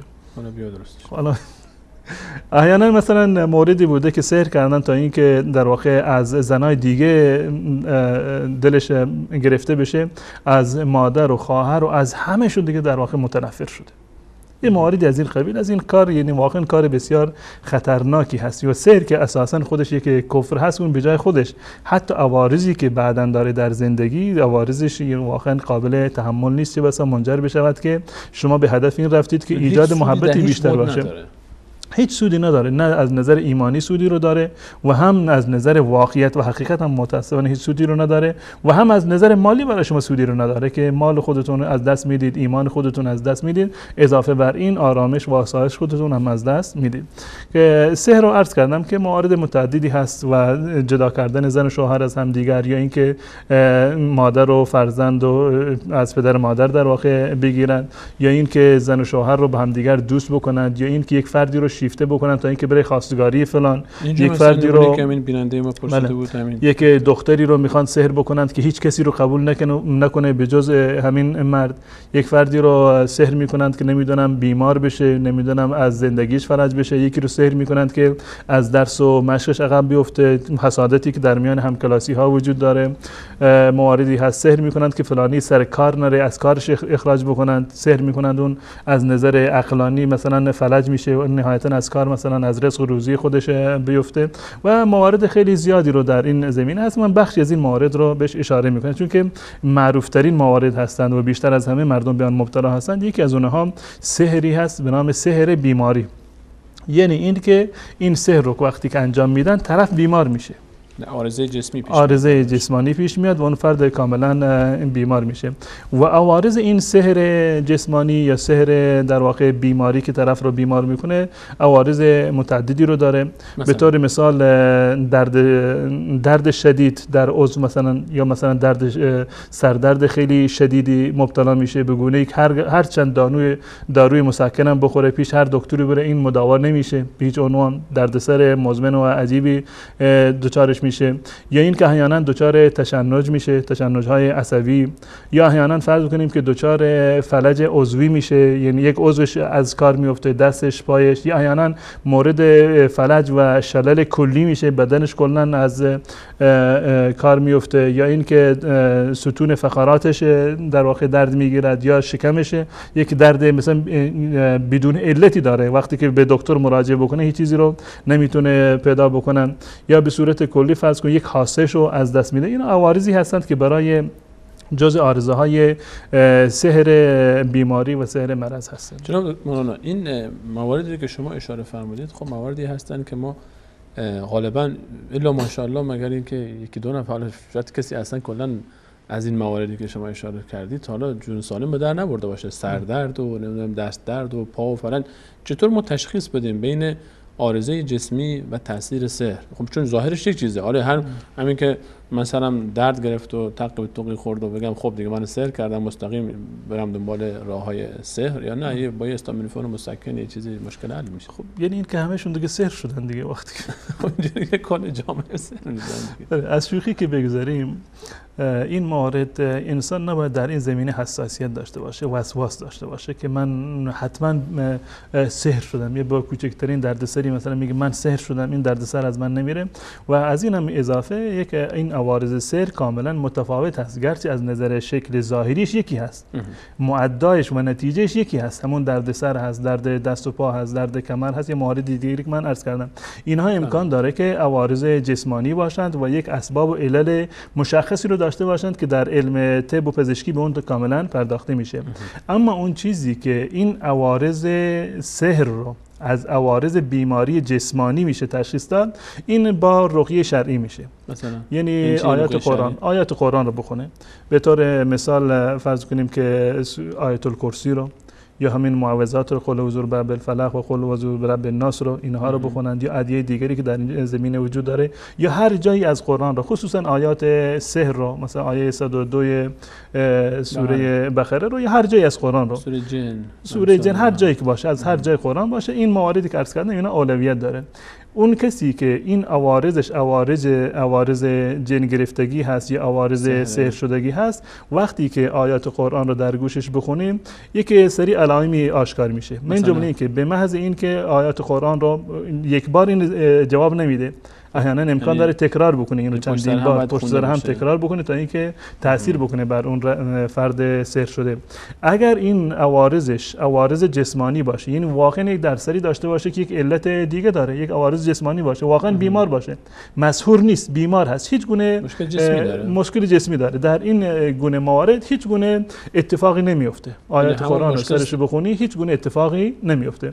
اما اگر سحر شده باشه، آیات قرآن رو برام بخونیم، احیانا میبینیم که دچار سرگیچی میشه، بدتر میشه، اصلا سرگیچی میشه، یا حالت تهوع به اون در واقع دست میده، یا اینکه احیانا کل بدنش سست میشه، بی حس میشه بدنش به صورت کلی، یا اینکه وقتی که آیات قرآن رو بخونن دردسرش به اوج خودش میرسه، خیلی شدیدتر میشه، یا هر عضوی که درد میکنه با خواندن قرآن اگر بخونند خیلی شدیدتر شد، معنیش این است که این یک بیماری عادی و ساده نیست.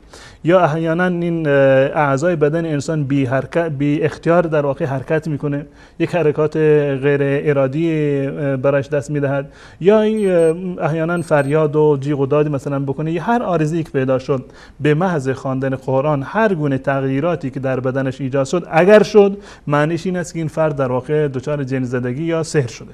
اما اگر با خواندن قرآن همون دردسری رو که داشت به همون صورت بود و هیچ گونه تغییراتی ایجاد نشد، بدنش سست نشد، سردردش در واقع بیشتر نشد، یا سرگیچه نگرفت، حالت تهوع نگرفت، معنیش این است که این انسان در واقع همون بیمار هست و یک عارضه جسمانی داره و مسحور نیست. جناب مولانا، خب الان یک سوال بر من پیش میاد، شاید بر بینندگان عزیزم پیش اومده باشه. شما اشاره فرمودید که ما با آیات کلام الله مجید میایم و درمان میکنیم بحث سحر رو، و حالا چه اتفاقی میفته که ما وقتی که قرآن میخونیم بدتر میشه وضعیت؟ چرا بدتر؟ در حالی که باید خود تنها راه حل همینه، باید خوب بشه. یعنی چطور این نتیجه ظاهرا اینا جز ریزکاری های این فن فوت هست، میخواید همه رو بیان بکنم. برای عزیزان خب بالاخره تو خونه یه چیزی هست که همه بلدن ماشاءالله، مثلا بحث خوندن قل اعوذ برب الفلق، قل رب الناس، آیت الکرسی، و خوندن رو احساس کردن که داره وضعیت بدتر میشه، چیکارش کنن؟ ولش کنن همینجوری با امید خدا هر یکی اینور فرار کنه که اونور فرار کنه. صورت وقتی که یک فردی جن زده شده باشه یا سحر شده باشه و وقتی که آیات قرآن، من عرض کردم که یکی از نشانه‌های شناخت این عوارض جن زدگی یا سحر اینه که احیانا درد بیشتر میشه، درد بیشتر میکشه. علتش این است که این جنی که در بدن هست این به اضطراب میفته، در تکاپو هست و نمیتونه آرام بگیره در یک جای بدن و سعی میکنه به یک صورتی فشار وارد بکنه بر بدن این فرد تا اون تلاوت و قرآن تا اینکه تاثیر بشه و به هر صورتی بتونه در واقع، یعنی به صورت کلی وقتی که آیات قرآن خصوصا در گوش بیمار خونده میشه، اون جن در واقع آرام و قرارش ازش گرفته میشه و نهایتاً باید از این بدن خارج بشه. منتها این بیرون کردنشه که کار خیلی در واقع استمرار میخواد و خوندن میخواد و تقوا میخواد و علم میخواد و شناختی انسان داشته باشه با خود انواع جن، با انواع بیماری ها و انواع جن زدگی ها و راه های ورود شیطان به بدن انسان، راه های خروجش و عهد و پیمانه هایی که از این جن در واقع گرفته بشه. و این موردی که شما اشاره کردید که اگر دردش بیشتر شد راهش نکنن بلکه بخونن، بیشتر بخونن و ادامه بدن و این یکی از مواردی هست و نشانه هایی هست که این فرد در واقع سحر شده و نهایتا این در واقع این جن از دو حال خالی نیست. وقتی که آیات قرآن این راه علاجش رو درمانش عرض میکنم، صورت اول این است وقتی که میخونند اینو، این جن خودش به صحبت میخواد، به صحبت میاد و صحبت میکنه خودش، یعنی بعد از این عوارضی که داره، درد سر شدیدی مثلا میگیره و بدنش خیلی تکان میخوره، به لرزه میفته، عرق میکنه، بیمار فریاد میکشه، اینها علائم همین در واقع جن زدگی هست و اگر اینو ادامه بدن جن خودش به صحبت میاد. اگر انسان کارکشته باشه، خب این جن سوال میکنه چرا اومده، از کجا اومده، در واقع کی اومده، چرا اینو اذیت میکنن، مواردی که معمولا افرادی که با صحبتی که میکنه با زبان خود اون شخصه، زبان خود این شخص، یعنی صدای خود همون شخص، خود همین شخص، منتها با یعنی اون تحکمش، اختیارش دست خود این فرد نیست، اون در واقع همون جن هست که صحبت میکنه که موارد خیلی گسترده هست در این زمینه که این چون که یک مقدار تخصصی تر هست، اینو من نمیخوام که زیاد رویش چی بکنم، زیرا این یک نوع مهارت خاصی میخواد و آشنایی خیلی در صورت این یکی از راههای درمان هست. وقتی که جن به صحبت اومد تهدیدش بکنید با آیات قرآن یا با احادیث یا ترغیبش بکنید، مثلا اگر مسلمان باشه، اگر غیر مسلمان باشه تهدیدش مثلا بکنن. مواردی هست که کسانی که این در این زمینه تجربه دارند از این راه ها معمولا استفاده میکنن. اما برای عموم مردم، کسانی که دچار چنین عوارضی شدند، راههای علاج و راههای به اصطلاح قرآن درمانی به این گونه هست. آیاتی از قرآن کریم رو که قبلا هم عرض کردم، در رأس این همه سوره فاتحه هست، سوره الحمد است و جالب اینجا است که در این زمینه یک در واقع توهم دروغین وجود داره در میان مردم و گمان میکنند که فلان ملا و فلان عالم نمیدونم اون سررشته داره، ما که نداریم، یعنی اون با یک پیر دیگه بیعت کرده و نمیدونم یک سررشته‌ای داره، اجازه داره، به تعبیری در بلوچی ما میگن فلانی پشت داره، یعنی نسلی ازش گذشته که در این کار هست. اینا همش توهم دروغه. آیه قرآن همین آیه قرآن هست، هر کسی که اینو بخونه، منتها برای خوندنش اون کسی که میخواد این قرآن رو بخونه یک شرایطی هست. انسان باید مؤمنی باشه، متعهدی باشه، متقی و پرهیزگاری باشه، اهل دروغ و دغل و در واقع فریبکاری نباشه و هدفش این نباشه که از مال مردم در واقع این مال مردم رو تاراج بکنه. مواردی که یعنی دلالت بر صلاح و استقامت و تقوا و پرهیزگاری اون فرد در واقع داشته باشه. اما هر فردی از افراد خانواده، پدر، مادر، خواهر یا اگر فرزندان، هر کسی که اینو بخونند بر اساس ایمانی که دارند، اعتقادی که دارند و آیات قرآن تاثیرگذار هست، قطعا تاثیر خودش را خواهد گذاشت. آیه مثلا سوره حمد رو بخونند دیگه، آیات زیادی من عرض کردم هر جای قرآن رو که بخونند در واقع کارگر خواهد بود. منتها معروف ترین و مؤثر ترین مواردی که در حدیث رسول الله صلی الله علیه و هم ثابت شده و در روایات صحیح هست، خواندن سوره فاتحه هست. در کنار این سوره در آیت الکرسی رو بخونند. به اضافه این آیت الکرسی 255 سوره الله لا اله الا هو الحی القیوم الی آخر آیه که میخونن و سوره دخان رو به صورت کامل، سوره دخان بله، و همچنین سوره جن رو و همچنین سوره های کوچک آخر قرآن رو، به اضافه معوذات را که قل هو الله احد و قل اعوذ برب الفلق و قل اعوذ برب الناس هستند، اینها را بخونن.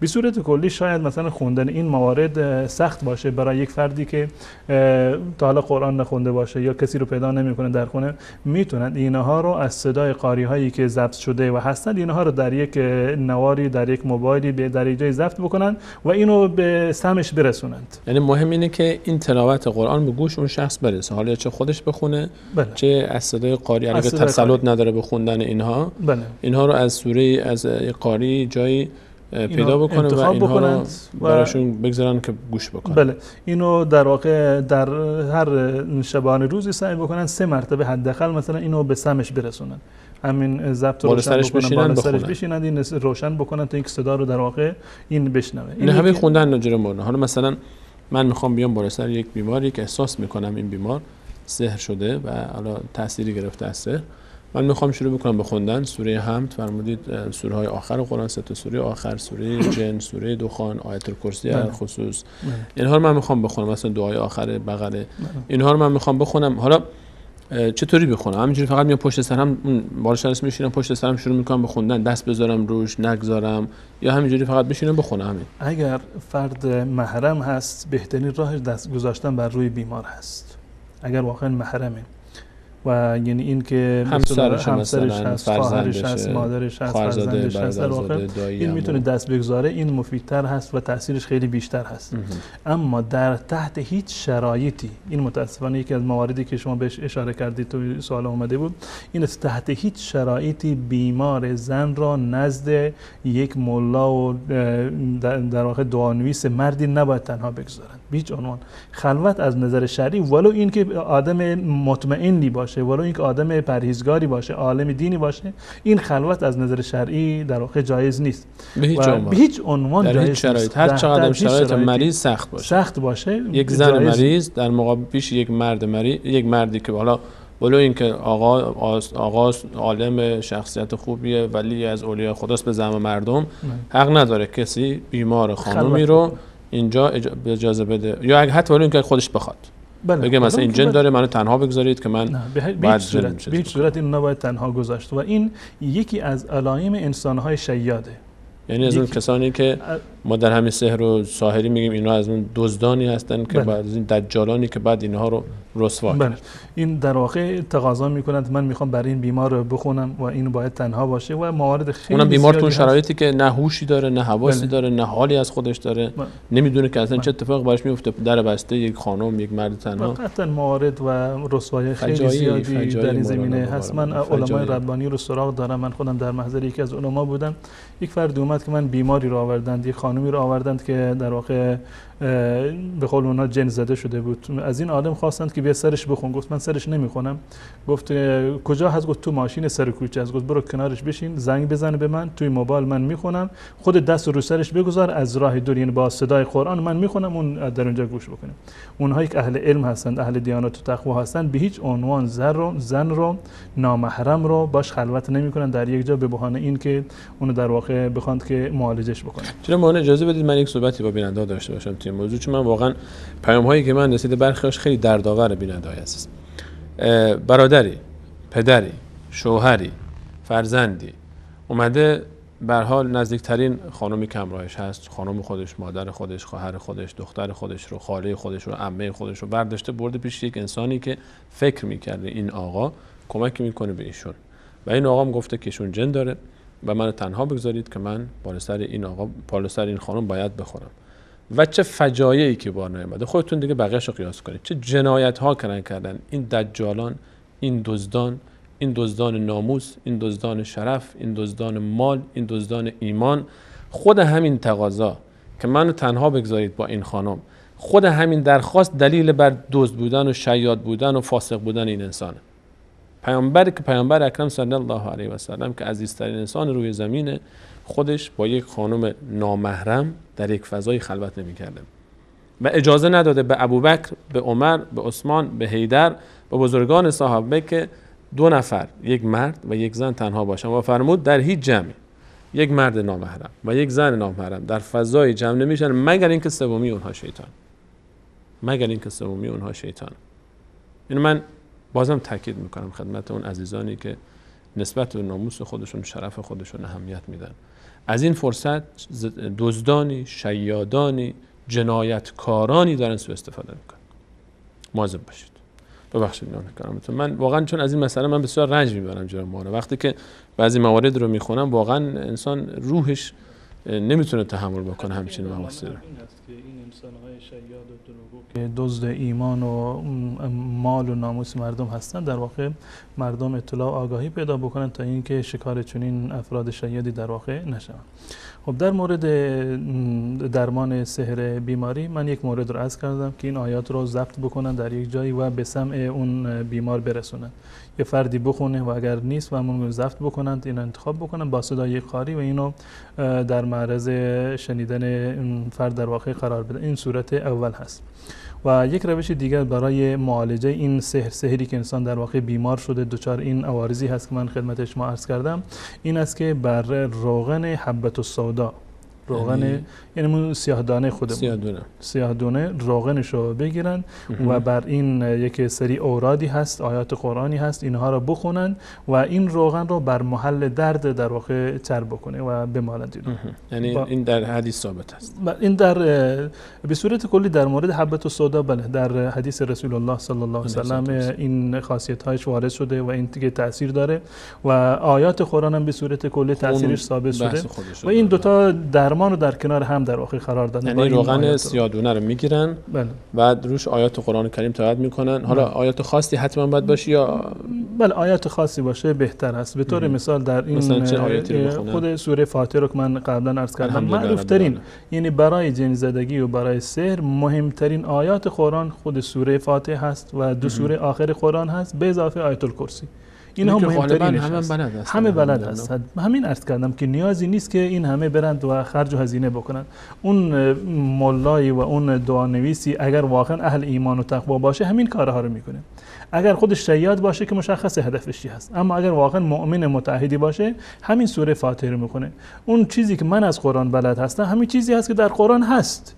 این گونه نیست چیزی که من اضافه چیزی که در قرآن نباشه من بلد باشم که پیش فلان مثلا عالم برم که اون بهتر از من بلد هست میکنه. خود لفظ تلاوت لفظ خودش تاثیر میذاره. همین کلام به تفسیر و فهم و درک و فقهش کاری نداره این موضوع. همین آیات قرآن هست، کلام الله متعال هست.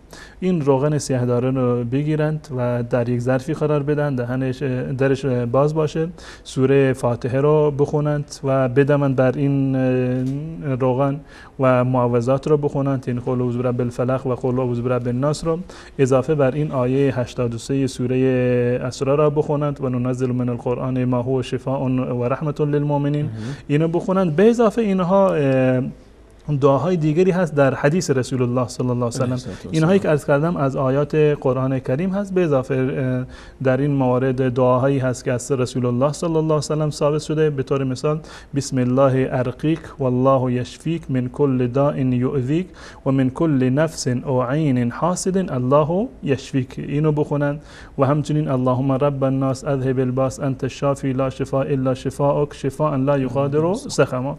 این موارد را بخونند. به اضافه آیات قرآنی که عرض کردم بر روغن سیاه‌دانه یا حبة السودا اینو دم بکنن، چندین بار این کار رو انجام بدن. این دم کردن چطوره مانا؟ مثلا این الان داخل این ظرف به عنوان مثال این سیاه رو بردارم که بدون سیاه‌دونه شبیه تر، تو این مثلا الان روغن هست، تو این مثلا میخونیم بعد سوره فاتحه این دم کردن چطور؟ یعنی اینجوری فوت بکنند، همین هوای بدن هوای همینجوری فوت بکنند روی آب که این اثر باد و این نفس انسان روی اون در واقع آب بیفته، به آب بخوره فقط. بعد به روغن سیاه‌دانه به روغن یا آب هم، خود آب هم تاثیراتی رو داره. آب یعنی دم اگر بکنن تو روغن پیدا نکردن میتونن آب هم استفاده بکنن. برای چرب کردن و روی محل دردمون روغن مناسب تر هست و برای این که بیمار بخورد اونو همین آب مناسب تر است. یعنی هر دو حالت، یک مدتی که برای روی عضو مالیده میشه، یکم که روغنی باشه که ماندگار باشه در اونجا بیشتر تاثیر باشه.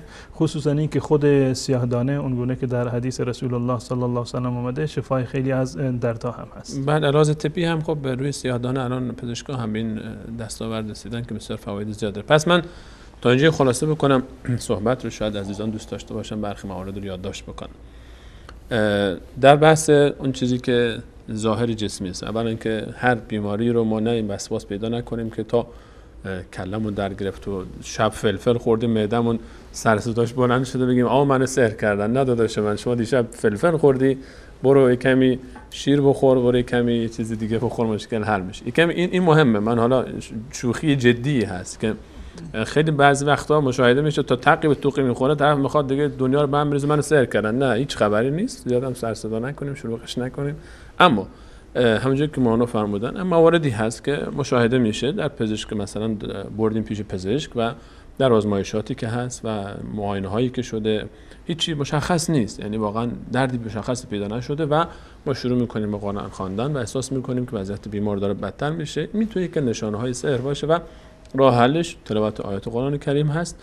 علاوه بر اینکه تلاوت میکنیم روغن سیادونه برای استعمال روی زخم، روی خود عضوی که به هر حال مشکل داره، و همچنین خواندن روی آب هم جناب مولانا فرمودن که از روایت صحیح ثابت است. همینها سوره حمد، الحمدلله رب العالمین، قل هو الله احد، قل اعوذ برب الفلق، قل اعوذ برب الناس، اینا رو که همه عزیزان بلدن. سوره آیت الکرسی آیه 255 سوره بقره است، الله لا اله الا هو الحی القیوم، همین یک آیه است، دو آیه بعدیش نیست، همین خود همین آیه است، تا و هو العلی العظیم. بعد اشاره فرمودن با آیه 83 سوره مبارکه اسراء، و ننزل من القرآن ما هو شفاء و رحمت للمؤمنین، و همچنین سوره مبارکه دخان، سوره مبارکه جن. اینها رو جناب مولانا اشاره فرمودن که اینها خونده میشه. اگر کسی هم بلد نیست بخونه، قرآن، نوار قرآن، و خیلی جاها هم در سایت ها میتونید پیدا بکنید. بنویسید رقیه شرعی، وارد بشید تو گوگل، بنویسید رقیه، را قاف یا هی که برای فاطمه استفاده میشه، رقیه شرعی بنویسید میاد. یعنی مجموعه این آیات و روایت ها جمع شده در یک فایل های صوتی آماده هست، در خیلی از سایت ها یافت میشه، حتما میتونید پیدا بکنید. این رو استفاده بکنید، همین سوره ها رو، و کسی گوش بکنه. حتی اگر کسی بلد نیستید، کسی بیاد بخونه، از محرم خلوت با نامحرمان 100% باید پرهیز کرد. این یک مشکلی هست که راهش پیش شرعه، با خلاف شرع نمیشه این مشکل رو حل کرد. با همونجوری که با سحر نمیشه سحر رو باطل کرد، با کارهای خلاف شرع هم نمیشه این مشکل رو برطرف کرد. فقط الله تعالی است که میتونه کمک بکنه با آیات کلام الله تعالی. جناب مولانا اجازه بدید ما یک میان برنامه کتاب بگیریم از دوستان که این مطالب رو هم عزیزان یک تفکر روش داشته باشید. برمیگردیم همچنان با ادامه سوالهای شما و ادامه راه حل ها در موضوعات دیگری که این یک نمونهش بود که عوارض جسمی روی بدن داره. حالا بعضی وقتا تو رابطه های ما با دیگران مشکلات ایجاد میشه، اونها رو چیکار بکنیم؟ و ان شاء الله بعد از بیان برنامه در خدمت شما عزیزان خواهیم بود.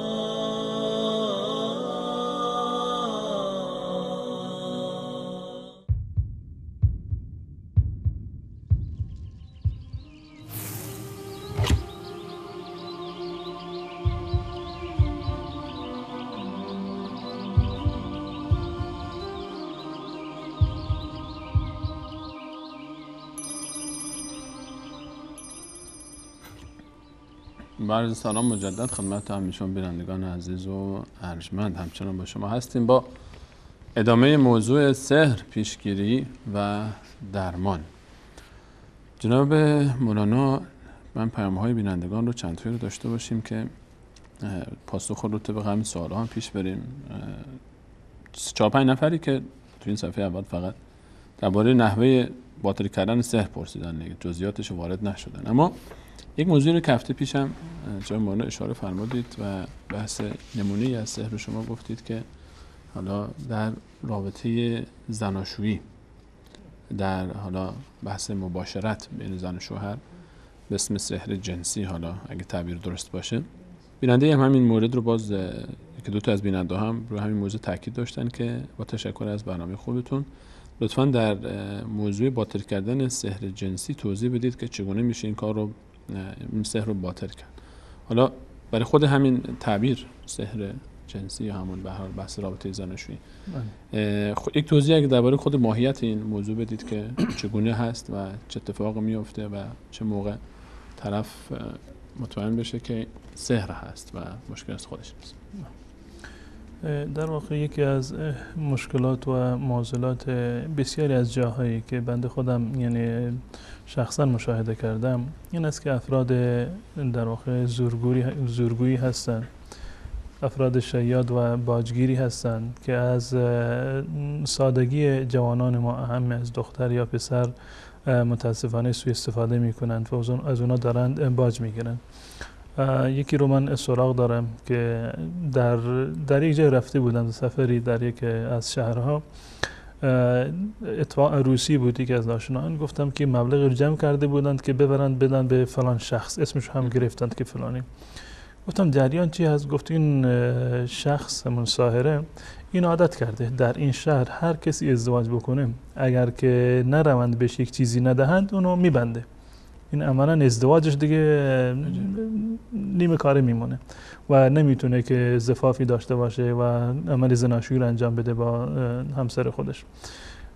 واقعا این گونه مسائل در موارد خیلی زیادی رو من سراغ دارم که واقعا یک معضل هست و علتش هم این است که جوانان ما و مردم به صورت کلی از راهکارهای علاج و پیشگیری از این موارد و اصلا نوع این عمل در واقع اطلاع و آگاهی رو ندارن. بدین خاطر در مورد علاج و درمان بستن همسر و بستن زناشویی که زن و مرد نتونن به هم دیگر برسن، من یک مقدار گسترده تر این مطلب رو انشالله مطرح خواهم کرد.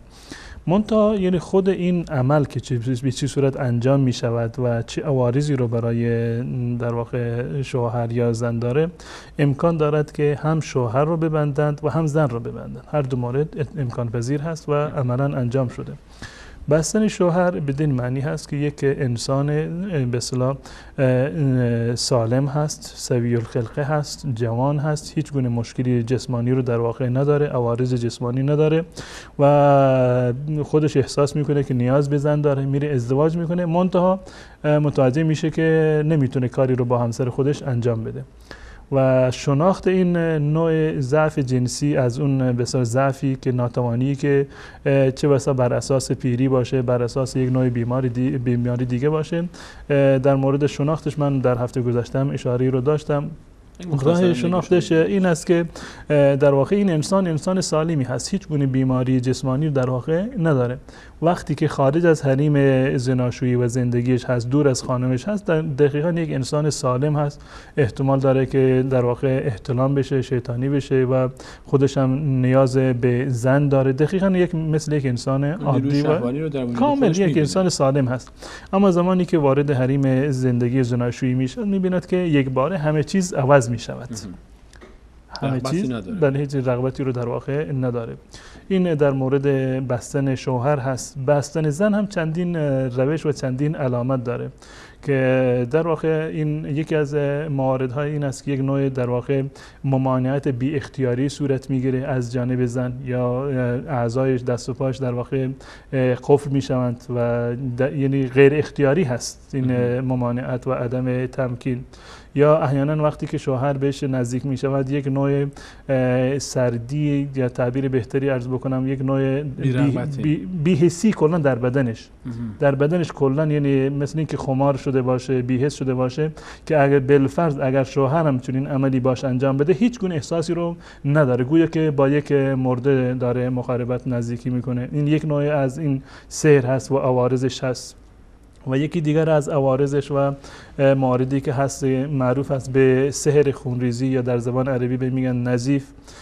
یک نوع استحاضه هست، یعنی عادت ماهیانی هست که روی زن میفته، به گونه‌ای که تا زمانی که شوهر ازش دور هست این عادت ماهیانه رو نداره، کاملا یک انسان سالم است. اون عادت ماهیانه همیشگی رو عرض نمی‌کنم، بلکه خونریزی خارج از وقت هست. اونم فقط در زمانی که در واقع شوهرش در منزل بیاد و قصد مقاربت و نزدیکی رو مثلا داشته باشه. و احیانا یکی از مواردی که یکی از علما که در این زمینه تخصص داشتن تعریف می‌کردن، یکی از مواردی پیش اومده بود که یک بنده خدای سرباز بوده، یک جایی وقتی که میرفته مرخصی دقیقاً همون روز که میرسیده این عادت ماهیانه همسرش هم شروع می‌شده. این یک بار و دو بار نه، همیشه این اتفاق میفته. بعداً متوجه شد که این یک کار عادی و در واقع همیشگی نیست، یعنی که طبیعی نیست. برخلاف اون عادت ماهیانه نظمی که داره. رفته بودن و نهایتا اینو در واقع الحمدلله اون علاج شده بود. و این مواردی هست که در یعنی برای زن این اتفاق میفته. یا یکی از موارد سحر انسداد میگن در این مورد، یعنی به گونه‌ای میشود که به صورت کلی راه بسته میشه و عمل مخاربت به صورت کلی انجام نمیگیرد. اینا به صورت کلی عوارضی هستند برای این نوع سحر کردن، اما از این که زن رو سحر بکنند یا این که مرد رو در واقع سحر بکنند. نتیجه و معدای همش این است که این زن و شوهر به هیچ عنوان نمیتونن به همدیگر برسند و عمل زناشویی رو انجام بدهند. و این سحری هست به نام سحر بستن که معروف است در میان مردم هم که فلانی رو بستند، چه زن باشه یا مرد باشه. حالا جناب مولانا خب راه حل ها چی است؟ الان شاید عزیزی، حالا این عزیزی که پیام فرستادن خب و امثال ایشون این مشکل احساس میکنن که هست، یعنی با توجه به تعریفایی که شما کردید و تفاوتایی که بین ضعف جنسی هست و لحاظ جسمی و اون چیزی که اتفاق میفته در مواردی که شما اشاره فرمودید بین دو طرف، حالا اگر کسی احساس میکنه که همچین موردی هست، یعنی احساس میکنه که سحر هست و همون تعبیر خودمونی بستن، چیکار باید کرد برای حل این مشکل؟ برای علاجش و درمان این موارد من 5-6 مورد رو خدمت شما انشالله عرض خواهم کرد که همه شبیه به هم هست، نزدیک به هم هست، با یک تفاوت‌های مختصری که در این زمینه وجود داره. اولیش این است که بر آب دم بکنه. دعاهایی هست که بر آب همون گونه که قبلا هم اشاره کردیم اینها رو بخواند، فوت بکند بر روی آب، در یک تشت آب، در یک ظرف آبی فوت بکند، این دعاها رو بخوند و تا این عمل رو تا چندین روز باید انجام بده. این گونه نیست که یک مرتبه این رو انجام بده، احتمالاً داره تا چند روز تا یک ماه شاید بیشتر هم اینو باید یعنی انجام بده، در صورتی که برای همه حالت‌ها، برای تمام حالت‌ها، تمام ابطال همه انواع سحر، برای تمام انواع سحر، تا زمانی که این به صورت کلی یک بار دو بار نگیم که امکان داره که همون مرتبه اول یعنی جوابگو باشه، منتها امکان داره که در واقع یک سحر خیلی سختی باشه، نیاز به ممارسه در واقع بیشتر داره. مثلا تو داروی پزشکی هم اینجوری است، بعضی وقتا با یک قرص مشکل میشه، بعضی وقتا یک دوره درمانی 2 هفته 3 هفته 1 ماه چند ماه هست. حتما این گونه بر آب بدمد و هم از آب بخورد و هم غسل بکند با اون آب. هم بخورد و هم اینکه بدن خودش رو کاملا آب بگیرد و نوشیجان میکنه و یک مقدار دیگه رو کلن بدنش بریزد و غسل بکنه. و آیاتی که بر این آب میخونند این آیات هستند. یکی آیه سوره 81 و 82 سوره یونس است. قال موسی ما جئتم به السحر ان الله سیبطله. اون چیزی رو که شما انجام دادی سحر است، ان الله سیبطله. این باید خیلی تکرار بشه این آیه که الله متعال اینو باطل خواهد کرد. یک که ان الله سیبطله رو تکرار کنن. نه کل همین آیه دو آیه رو 81 و 82 رو اینو تکرار بکنن و همچنین در سوره اعراف آیه 117 تا 122 رو در این زمینه خیلی مرتبط به موضوع سحر است. و وحینا الی موسی ان القی عصاک فاذا هی تلقف ما یافکون الی آخر و تا آخر آیه 122 این سوره و همچنین آیه 69 سوره طه که بازم در همین زمینه هست. این آیات رو شاید بینندگان عزیز بخوان بنویسن یه بار دیگه 81 82 سوره مبارکه یونس، سوره یونس و آیه 117 تا 122 سوره اعراف و آیه 69 سوره طه که در ارتباط با سحر هستند. اصلا مطلبی که در این آیات بیان شده در مورد سحر است. در این آیه سوره طه انما الصنع کید الساحر ولا یفلح الساحر حیث اتی. ساحر به هیچ عنوان در واقع کامیاب نخواهد شد. این آیات رو بخونن، چندین بار بخونن، هر چی بیشتر بخونن تاثیرش بیشتر است. این آیات رو بخونن روی آب دم میکنن. بله این سه به اصطلاح مورد هست از سه جای قرآن کریم. اینا بخونن، خودشون بخونن، لازم نیست این ببرن پیش یک کسی، پیش امام مسجدی یا مولایی که بخونه، خود اون فرد بخونه یا افراد دیگری که در خانواده هستند اینو بخونند، بر آب بدمند و مقداری از این آب را، یک چند جرعه‌ای رو از این آب را بخورد و باقی مانده این آب در واقع غسل بکنه. حجم آب دیگه مهم نیست، یعنی مهم نیست، به اندازه‌ای باشه که بشه که در واقع غسل کرد. این یک مورد هست برای هم آقایون هم خانم، برای همه یکی است، تفاوتی رو در این زمینه نداره. این روش اول هست. روش دوم این است که 7 برگ سدر رو بگیره. برگ سدر به تعبیر خودمون برگ کنار سبز، برگ سدر که سبز باشه و تازه باشه اینو بگیرند و بکوبند، بسابند اینو با سنگ بر روی یک سنگی اینو کاملا آسیاب آسیاب باشه یا روی سنگی باشه. هاون میتونن بزنن. بیشتر تفاوتی رو نداره. سنگ یعنی بیشتر اون کسانی که از علمایی که اینو تجربه کردن و گفتن روی سنگ باشه. الان من نمیدونم دقیقاً آیا خود سنگ هم تأثیری داره یا هدف خود همین برگ در واقع کنار و سنگ پیدا میشه همه جا، مشکل همه جا هست. به هر صورتی این که در واقع این عمل باید انجام بشه. 7 برگ کنار رو بگیرند و اینها رو نرم بکنند و اینها رو توی آب قرار بدند. 7 برگ کنار رو سدر رو میکوبند و در داخل آب قرار میدند و بر روی آب آیت الکرسی رو بخونند. آیه 255 آخره آیت الکرسی الله لا اله الا هو الحی القیوم تا آخرش و همچنین معوذتین را قل اعوذ برب الفلق و قل اعوذ برب الناس را. این فرق میکنه با اون موضوع اول. اون دیگه است. داروی دیگه است. از 3 جای بود، این مورد دیگر هست. 7 برگ کنار و سدر به اضافه آیت الکرسی رو بر اونها بخونن همراه با بله وقتی که تو آب انداختن بعد از اون هم بخونن. وقتی که در آب میاندازند قاطی میشه، مخلوط با آب میشد، بعد از آن آیت الکرسی رو بر سرش میخونند و همراه با آیت الکرسی معوذتین رو هم میخونند. 2 سوره آخر قرآن رو قل اعوذ برب الفلق و قل اعوذ برب الناس. اینو مثل همون مورد اولی هست استفادهش، این هم از این آب بخوره و هم خودشو غسل بده، بشورن خودشو. بله. در هر دو مورد این آبی رو که این گونه خونده شده اینو روی آتش نگذارند، گرمش نکنند. آب سرد باشه. آب همونی که هست، حالت طبیعی، لازم نیست سرد باشه. اگه اول گرم باشه هیچ اشکالی نداره. منتها بعد اینکه خوندند یا اینکه سدر رو در داخلش ریختند این آب روی آتش نگذارند. اگر لازم شد که گرمش بکنن زیر آفتاب بگذارند تا گرم بشه. اگه همون اول اگه گرم استفاده بکنن مشکل نیست. هیچ گونه اشکالی گرمی بگیرن، ولی خب بعد از اینکه خوندن یا سدر ریختن دیگه گرمش نکنن. و اضافه بر این آبی رو هم روش اضافه نکنند. همون چیزی رو که خوندند خود همون آب باشه. در هر دو موردی که من عرض کردم همون آب به هر مقداری که بود همون آب استفاده بکنند، نه گرمش بکنند و نه اینکه آب اضافی رو بر اون بریزند. پس همون اول حواس حسابشون رو بکنند دیگه. اگه آب کسی از آب سرد دوست نداره آب گرم بگیره و آب رو مقدارش رو مشخص کنه. حالا جناب قبل از اینکه موضوع بعدی بپردازید، راه درمان بعدی، سوالی شاید پیش بیاد که خب اینها در از احادیث ثابت میشه یا از فعل بزرگانی که انجام دادن؟ تمام اینها، یعنی این موارد به صورت کلی، خود این مورد که یعنی دقیقاً به این گونه این آیات، چینش این آیات در قرآن کریم که باشه که در حدیث رسول الله صلی الله علیه و سلم باشه، به این گونه ثابت نیست. اما به صورت کلی تأثیر آیات ثابت آیات قرآن که بدون شک خود قرآن در مورد میفهمد که آن نزل من القرآن ما هو شفاء و رحمت للمؤمنین، شفا است. اما رو بحث مثل سدر، برگ سدر، اینا چون بس اینا بیشتر یعنی اینهایی که در واقع تجربیاتی هستن که یعنی دلیل صحیح و صریح داشته باشه. آیات قرآن همش هست و برگ سدر و سیاه دانه خودش که تاثیرات دارویی خودشونو دارند، به اضافه با این آیات باشه. اینو در کتاب‌های حدیثی، خصوصا در کتاب شروح حدیث مانند شرح صحیح بخاری و فتح الباری علامه ابن حجر رحمت الله علیه مواردی رو از این قبیل هم در اونجا ذکر کرده. مستنداتی داره بله. و بیشتر از هر چیز یعنی تجربه‌ای هست که کسانی که در این زمینه کار کشته هستند این در واقع نسخه ها رو پیچیدن. اون کسانی که ملتزم هستن به کتاب و سنت صحیح و عقیده اهل سنت، بله، به هیچ عنوان دچار خرافات نیستند و در واقع شکار افسانه ها و بدعات نبودن. این 3 مورد بود که عرض کردم. مورد چهارم آیه هست از قرآن کریم، اینو بارها بخونند و حتی تا حدود 100 مرتبه یعنی بخونند و در گوش این فردی که بیمار هست. 2 مورد گفته جناب مولانا فکر کنم یا 3 مورد. 2 مورد. یکی آب رو 2 مورد، این مورد سوم است. مورد سوم است. چون شاید برای بیننده حدیث پیش بیاد که سومی جا افتاد بعداً بخوان بپرسن. مورد سوم این است که آیه از قرآن هست، اینو در گوش بیمار بخونند.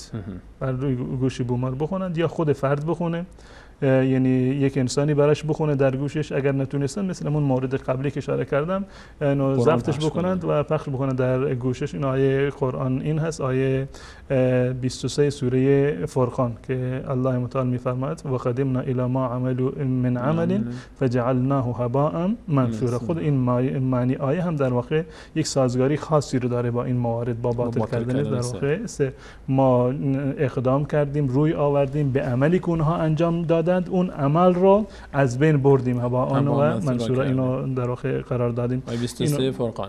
بله، این آیه رو تکرار بکنن در گوش بیمار و تا حد زیادی، این 100 بار یا بیشتر از این، اینو بخونن تا زمانی که این بیمار در واقع دچار یک نوع حالت بی‌حسی میشه، یعنی که اثر بکنه در بیمار. با یک بار دو بار شاید این در واقع اثر نکنه. یعنی اون بحث شستن با آب هم چند بار باید باشه؟ اون با تکرار بکنن در یک هفته مثلا، در چند بار، تا زمانی که احساس بکنم اون موردی که من عرض کردم، یعنی خوردن اون آب و غسل کردن، اون خیلی مفیدتر هست، خیلی مفید، عملی تر هست. امکان داره با یک مرتبه اگر اون انجام بدن این حالت از اونها کاملا مرتفع بشه و الله تعالی اونها شفا بده. بله، اگه همه رو با هم جمع کردن این اولاتر است. من تمام اینها رو عرض میکنم که یعنی هر یکی اگر برای هر کسی این کدوم روش ساده تر باشه، مقدور باشه، اونو عمل بکنم. الان 3 مورد شد و مورد چهارمی رو همون گونه که اشاره کردم امام ابن حجر اسقلانی رحمت الله علیه در شرح صحیح بخاری این مطلب رو آورده و گفته که از گل‌های بهاری در موسم بهار، از گل‌هایی که در جنگل و در بیابان در واقع میروید، اینها رو جمع بکند و در داخل آب بریزد و بجوشاند اینها رو. بله، هر گلی باشه، مجموعی از این گل‌ها، هر چیزی باشه، این گل‌ها رو جمع می‌کند، اینو در ظرف آبی قرار بده و اینا رو بجوشاند. بعد از اینکه اینها رو جوشاند و معوذات رو بر اینها بخونه، شبیه گراب میشه دیگه هر معجونی که در واقع درست بشه، این معوذات رو، یعنی قل اعوذ برب الفلق و قل اعوذ برب الناس رو بر اونها بخونند و مثل همون 2 مورد قبلی هم از اینا بخورد و هم در واقع غسل بکند. این مورد چهارم بودیم. و مورد پنجم یعنی دعاهایی هست که اینها رو بر بیمار بخونند، مثل دعاهایی که من قبلا در مورد قبلی اینها رو در حدیث نوشته شده. اینها رو یا این که هر 2 موردش هست، هم این که بر آب بدمند اون آب رو بخورند، یا این که در واقع بر آب اونو بدمند از این آب هم بخورند و هم این که از این غسل بکنند مانند موارد قبلی. این که اینو اساساً بر خود بیمار در واقع بخونند. و این دعاهایی که در حدیث اومده و که بخشی از این دعاها رو من قبلا هم عرض کردم که رسول الله صلی الله علیه و آله اینا برای ما بیان کردن: اللهم رب الناس اذهب الباس، اللهم رب الناس اذهب الباس انت الشافی لا شفاء الا شفاءک شفاء لا یغادر سقما. یکی از دعاهای معروفی است که در حدیث رسول الله صلی الله علیه و سلم بیان شده. و مورد دوم: بسم الله ارقیک والله یشفیک من کل داء یؤذیک و من کل نفس او عین حاسد الله یشفیک. این دعای دوم هست. یا دعای سوم: اعوذ بکلمات الله التامات من شر ما خلق، اعوذ بکلمات الله التامات من شر ما خلق. و همچنین دعایی که بعد همیشه ورد زبان انسان باشه: بسم الله الذي لا يضر مع اسمه شيء في الارض ولا في السماء وهو السميع العليم. این دعاها رو بخونند، بر آب بدمند، از اون آب بیمار بخورد و هم از اون آب غسل بکنند. ان شاء الله با این روش ها و این معضل و این سحر الله متعال باطل خواهد کرد. خیلی ممنونم. چون ممنون. پس تو عزیزان این راهکارهایی که مطرح شد برای حل مسئله به اسم بستن یا همون بحث سحر جنسی که سبب میشه که عدم مقاربت بین زن و شوهر ایجاد بشه، اگر هر کدوم از اینا احساس میکنن این مشکل هست، که جناب مولانا فرمودن آیات از کلام الله مجید روی آب خوانده میشه و مقدارش نوش جان میشه، بعدش بدن شسته میشه، یا 7 برگ سدر رو همزمان آیات کلام الله مجید رو روش میخونن، سوره حمد، آیت الکرسی، دعای سوره آخر، و باز اینها رو با آب قاطی میکنن و گفتن که فرمودن بعد از خواندن اینها روی آتش گذاشته نشه، یک مقدارش خورده میشه، مقدار دیگه بدن شسته میشه، باش کلا غسل داده میشه بدن. و آیه 23 سوره مبارکه فرقان رو دم گوش بیمار هی تکرار بشه، پشت سر هم تکرار بشه بارها دیگه، یعنی به مستمر روزانه. و برگ‌های گل‌های بهاری رو جوشاندن و باز دوباره همین به جای برگ سدر اینجا برگ‌های گل‌های بهاری جوشانده میشه و روش خونده میشه و مقدارش میل میشد اینجا یا اینجا و مقدارش هم برای خود بدن غسل میشه و استفاده میشه. و اینها مواردی هستند که بعد خود قرائت آیات کلام الله مجید هم جناب مولانا اشاره فرمودن و آیاتی که خونده میشد آیات مهمی بود که حتما ان شاء الله عزیزان یادداشت کردید. اگه یادداشت نکردید باز در برنامه تکرار حتما ببینید و یا اینکه پیام بفرستید که ان شاء الله عزیزان زنیس بکنم برات. مولانا ما فکر کنم 7-8 دقیقه بیشتر فرصت باقی نداریم تا پایان برنامه و عزیزان میگن که بعدش باز ظاهرا فرصتی برای اضافه کردن وقت نیست. اگر خلاصه بکنیم موضوع رو، کارگردانمون و بچهای کنترل خب بعضیشون ظاهرا وقتشون بسته تا حالا ازدواج نکردن، اگر وقت اضافی بدن وقتشون رو باز بکنیم تا اینکه من رفیق جان دیگه خودت الان جناب مولانا میخواد برای شما صحبت بکنه. ببین اگر وقت معمول که فکر کنم حدود 5 دقیقه مونده، 25 دقیقه اضافه به اون میدید خدا خیرتون بده. بحث وقت اینا رو زودتر میگفتید که من تو زودتر وقت میدادم. حدودا با این 25 دقیقه که رفیق جان لطف کردن و محمد جان عزیز نیم ساعتی فرصت داریم. پس با این حساب خب اجازه بدید پس همین موضوعی که شما اشاره فرمودید، حالا از شوخی هم که بگذریم، موضوع اول موضوع دومی که تا حدودی به پایان رسیده بحث جنسی، مسئله‌ای که بسیاری از بیننده‌ها عزیزم روش مطرح کرده بودن و روش تاکید داشتن جناب مولانا، یکی بحث همین موضوعی که شما اشاره فرمودید، بحث بستن بخت. و حالا این موضوع ارتباط با موضوع قبلی هم نیست. چگونه هست اصلا خود این موضوع و واقعیتش؟ بحث این که ما میگیم که بخت طرف بسته شده، بختشو بستن، یعنی اون چیزی که از سحر، تأثیری که سحر میذاره روی این موضوع چی هست و تفاوتش با اینکه یک کسی مشکل پسند هست، وسوسه داره، نمیخواد ازدواج بکنه، چطور تشخیص بدیم که این دوتا کدوم هست؟ در این زمینه همون گونه که بارها بنده عرض کردم شما فرمودید، انسان نباید وسواس بیش از حدی رو داشته باشه. اگر یه مقدار ازدواجش به تأخیر افتاده باشه و خواستگار مناسبی رو مثلا سراغش نیامده باشه، این دلیلی بر این نیست که فلانی سحر شده و بره از سراغ ملا و جادوگر و انسانهای دعانویس و این صیادها و چه بسا که انسانهای در این زمینه هم دین خودشون رو از دست دادند و هم اون عفت و حیایشون رو در واقع این شیادان از دستشون گرفتن. پس بنابراین در این زمینه انسان نباید وسواس داشته باشه و دعا در این زمینه خیلی کارگر هست، اعتماد به الله، توکل بر الله متعال و همچنین اهل دین و دیانت بودن، اینها در این زمینه بسیار مفید و مؤثر هست. منتها در مورد خود نوع این عملی که انجام میشه احتمال داره که یک فردی رو بختش رو ببندن، یعنی اینکه دختری رو مثلا خواستگار سراغش نیاد. الان این دو تا صورت داره، یا یکی همون صورت‌های قبلی که عرض کردم، یک سحر تخیلی گاهی وقتی به وجود میاد، یعنی با سحر تخیلی این کار رو انجام میدن و احیانا با سحر حقیقی اینو انجام میدن. چطور سحر تخیلی؟ سحر تخیلی این است که مثلا یک جنی رو مسخر میکنند بر اون فرد، ام از اینکه دختر باشه یا پسر باشه، که از طریق تخیل یعنی این در واقع کارش رو انجام میده. به این معنی که وقتی که خواستگاری مثلا میاد در ذهن این دختر خیلی قبیح ظاهر میشه، یعنی فکر میکنه که خیلی بد شکل است، از اخلاقش مثلا پسندیده نیست، در واقع این خودش این احساسات رو براش به وجود میاد. یا این که احیانا دیده می شود که دختری مثلا وقتی که خواستگار اومده خوشحال شده و قبول کرده، راضی هست، به محض این که شب می شود و می خوابد، بعد از اینکه بیدار می شود دوباره پشیمان می شود و انصراف میده. هر خواستگاری میاد اول بله میگه و بعد از مدت دوباره پشیمان میشه. علتش هم این است که خب اول بله گفته و وقتی که در خواب میخوابن، اون شیطانی رو یا اون جنی رو که موکل شده بر اون در خوابش مثلا چیزهای عجیب و غریبی رو میبیند یا اینکه تهدیدش میکند و نهایتا منجر به این میشود که این دختر در واقع از پذیرش چنین خواستگاری ابا بکنه. و یکی از مواردش این است که سحر واقعی هست، یعنی عملا یک جنی وارد بدنش می شود، وارد بدن همین دختری که سحر شده و این سحر رو اساسا من عرض کردم در جلسه قبل که این حتما به یک صورتی انجام می گیرد که یکی از اشیاء این دختر رو یا این فرد رو باید ببرند پیش ساحر.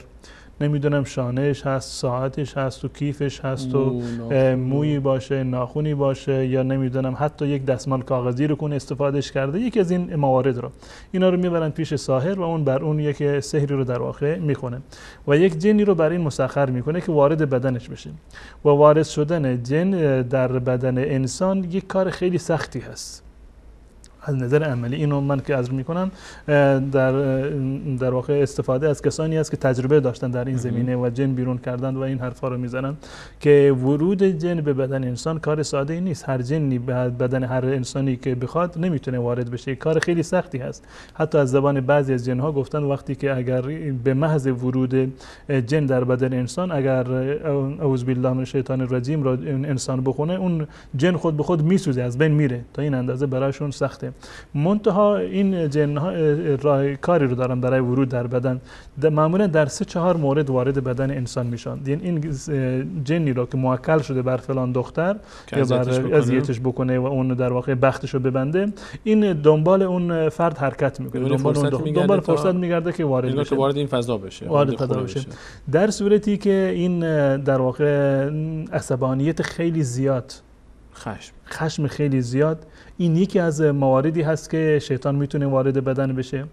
یا خوشحالی بیش از حد و در واقع یک باره، این جزء مواردی هست که بدن این شیطان در این زمینه میتونه وارد بشه.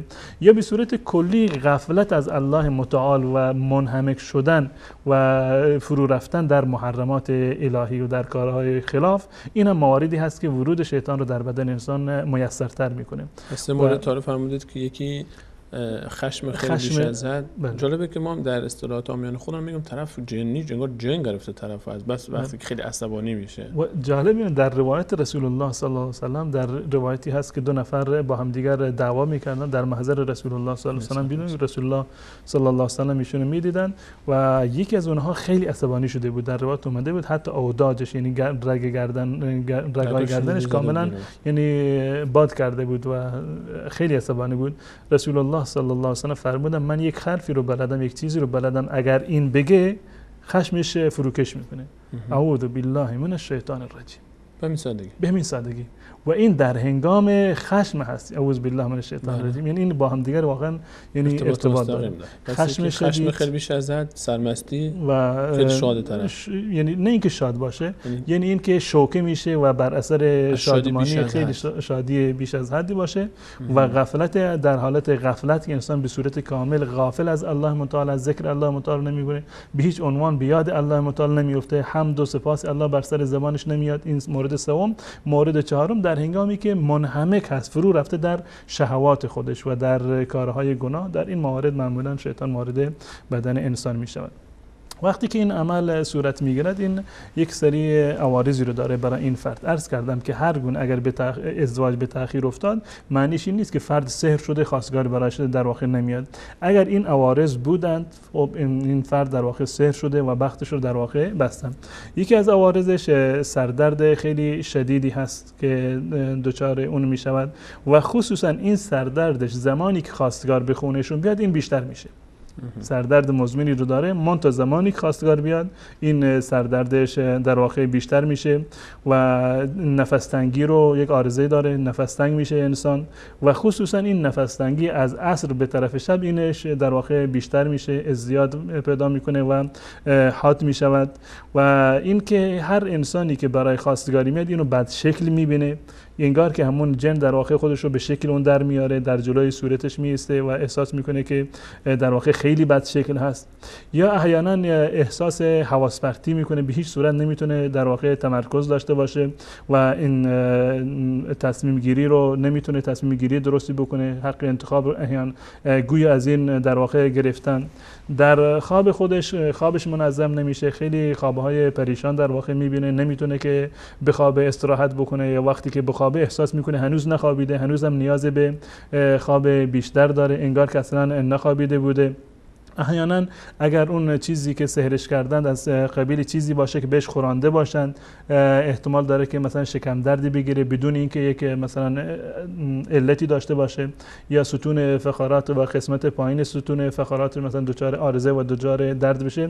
این موارد در واقع جزء عوارضی هستند که جزء عوارض بخت بستن هست. منتها عرض کردم که روش شناختش این است که آیات قرآن رو بر این بخونن. اگر با خواندن آیات قرآن این عوارض عوارض بیشتر شد یا اون علامی که قبلا عرض کردم ظاهر شد، انسان بیهوش شد، بدنش در واقع به رعشه و لرزش افتاد یا اینکه حالت تهوع به اون دست داد، معلوم میشه که اون حالت سحر است. وگرنه این حالات عادی هست، انسان نباید وسواس داشته باشه که سحر اون رو در واقع بستن. جمعنا پس این نتیجه میتونیم بگیریم که اگر کسی که اهل قرآن هست، تلاوت قرآن میکنه، قرآن گوش میده، با قرآن به هر حال رابطه داره و تلاوت روزانه داره، اما وقت تلاوت، وقت قرآن گوش کردن، وقت قرآن خوندن، هیچ کدوم از این آرزوها بهش دست نمیده، با خیال راحت، با آرامش قرآنشو میخونه، تلاوت قرآن گوش میده، این انسان یقینا سحر در این هیچ نفوذی نکرده و کارش جمع باشه که هیچ ارتباطی با سحر نداره. بله، این فقط اون وسواس داره بس. یعنی فقط این دیگه الان مشکل شخصی داره، یعنی خودش کمی سوزن نشه زیاده و اینو مشکل هیچ ربطی به سحر نداره. یا این که مثلا این میتونه معیار خیلی خوب باشه برای اینکه ما بفهمیم که ما واقعا من نوعی سحر به سراغ من اومده یا نیومده. یعنی فقط ببینیم معیار، ببینیم قرآن خوندن، آیا من به راحتی به قرآن گوش میدم، قرآن تلاوت میکنم یا نه. اگر به راحتی قرآن گوش میدم، تلاوت میکنم، پس خیال من جمع باشه که هیچ نه کسی منو سحر کرده، نه کسی به دنبال من هست و هیچ چیز دیگه برای خودم وسواس دشمن نتارش. بله، این واقعیت و حقیقتی است. و برای علاج این موارد بالفرض که ثابت شده باشه، این عوارض مشخص شد که این در واقع عوارض بیماری نیست و عوارض سحر و جن زدگی هست. همون گونه که شما اشاره کردین، برای علاج این موارد یک دو مورد نیست. این مورد در واقع بستن بخت، همون گونه قبلا هم عرض کردم، خود پایبندی به احکام شرعی در واقع در این زمینه خیلی خوبی داره و خصوصا که اینها جز راههای پیشگیری هم هست که انشالله اگر فرصت بشه اینو عرض خواهم کرد. یکی از راهکارهای یعنی باطل کردن این نوع سحر اساسا محافظت بر نماز هست. انسان باید نمازهای پنجگانه‌اش رو به صورت کامل بخونه. با روایاتی که در مورد تاثیر نماز در زندگی اومده که فرصت نیست من همه رو بیان بکنم، آیات و روایات، محافظت بر نماز باشه، پرهیز از موسیقی و گوش دادن به موسیقی، این حتما باید باشه که در اقوال بزرگان و حتی در روایات اومده که این جزء مزامیر شیطان هست موسیقی و خود این موسیقی گوش کردن، شنیدن این زمینه رو بیشتر فراهم میکنه برای شیطان. و مورد دیگر این که حتما با وضو بخوابه، وضو بگیرد و قبل از این که قبل از خواب هم وضو بگیرد و هم آیت الکرسی رو بخوند. قبل از خواب وضو بگیرد و آیت الکرسی رو بخوند. مورد چهارم این که در قبل وقتی که میخواد بخوابد معوذتین رو بخوند، یعنی قل اعوذ برب الفلق و قل اعوذ برب الناس رو هر یکی رو در واقع تا 3 مرتبه اینها رو بخوند و تا 3 مرحله بر کف دست خودش دم بکند. یعنی قل اعوذ برب الفلق و قل اعوذ برب الناس بخوند و در دستاشو بین کنه که وقتی دعا میکنه جمع بکند و بر اینها فف بکند و بدمد و این رو بر تمام بدن خودش بمالد، مس بکند. یعنی تمام بدن از سر گرفته تا پا تا 3 مرتبه اینو کاملا انجام بده و این روش از رسول الله صلی الله علیه و سلم هم ثابت هست. ایشون قبل از خواب این کار رو انجام میدادن. این مورد چهارم هست. مورد حالا جمعنا اینو همه انجام بدن که موردی نداره، حتی هر کسی خود فرده.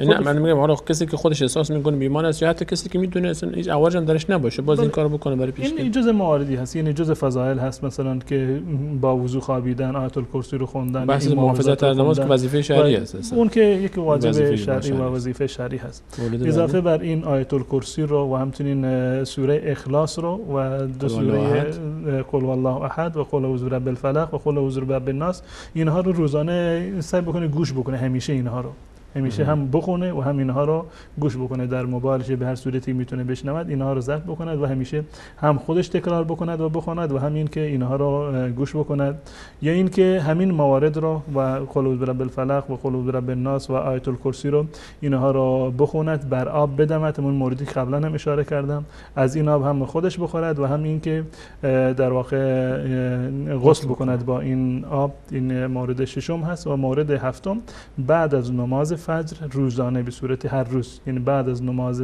فجر 100 مرتبه این دعا رو تکرار بکنه. این که در روایات و در احادیث رسول الله صلی الله علیه و سلم هم اومده که دعا این است: لا اله الا الله وحده لا شریک له له الملك و له الحمد و هو على كل شيء قدیر. لا اله بله 100 مرتبه لا اله الا الله وحده لا شریک له له الملك و له الحمد و هو على كل شيء قدیر. اینو صبح میخونه؟ این صبح بعد از یعنی نماز صبح بعد از نماز صبح هر روز به صورت 100 مرتبه بخونند. این در واقع یکی از مواردی هست که انسان رو در مقابل خطر شیطان و جن زدگی و سحر حفاظت میکنه. خیلی ممنونم. اینم از مواردی بود که اگر کسی احساس میکنه بختش بسته شده خواهران جان پسرام بسته بشه وقتشون، یعنی مخصوص خواهرها بود یا پسرام هستن؟ امکان داره که همه باشن، یعنی این عوارضشو که اگر عوارضش بود، اگر این عوارض بوده. من قبلا عرض کردم که در این زمینه انسان نباید وسواسی رو داشته باشه. اصل بر این است که کسی سحر نشده. اصل بر اینه که انسان مؤمن و متعهد و پایبند نماز و کسی که اوراد شرعی رو میخونه، اذکار صباح و مسا رو میخونه، این چنین انسانی خیلی سخته که در واقع سحر بشه.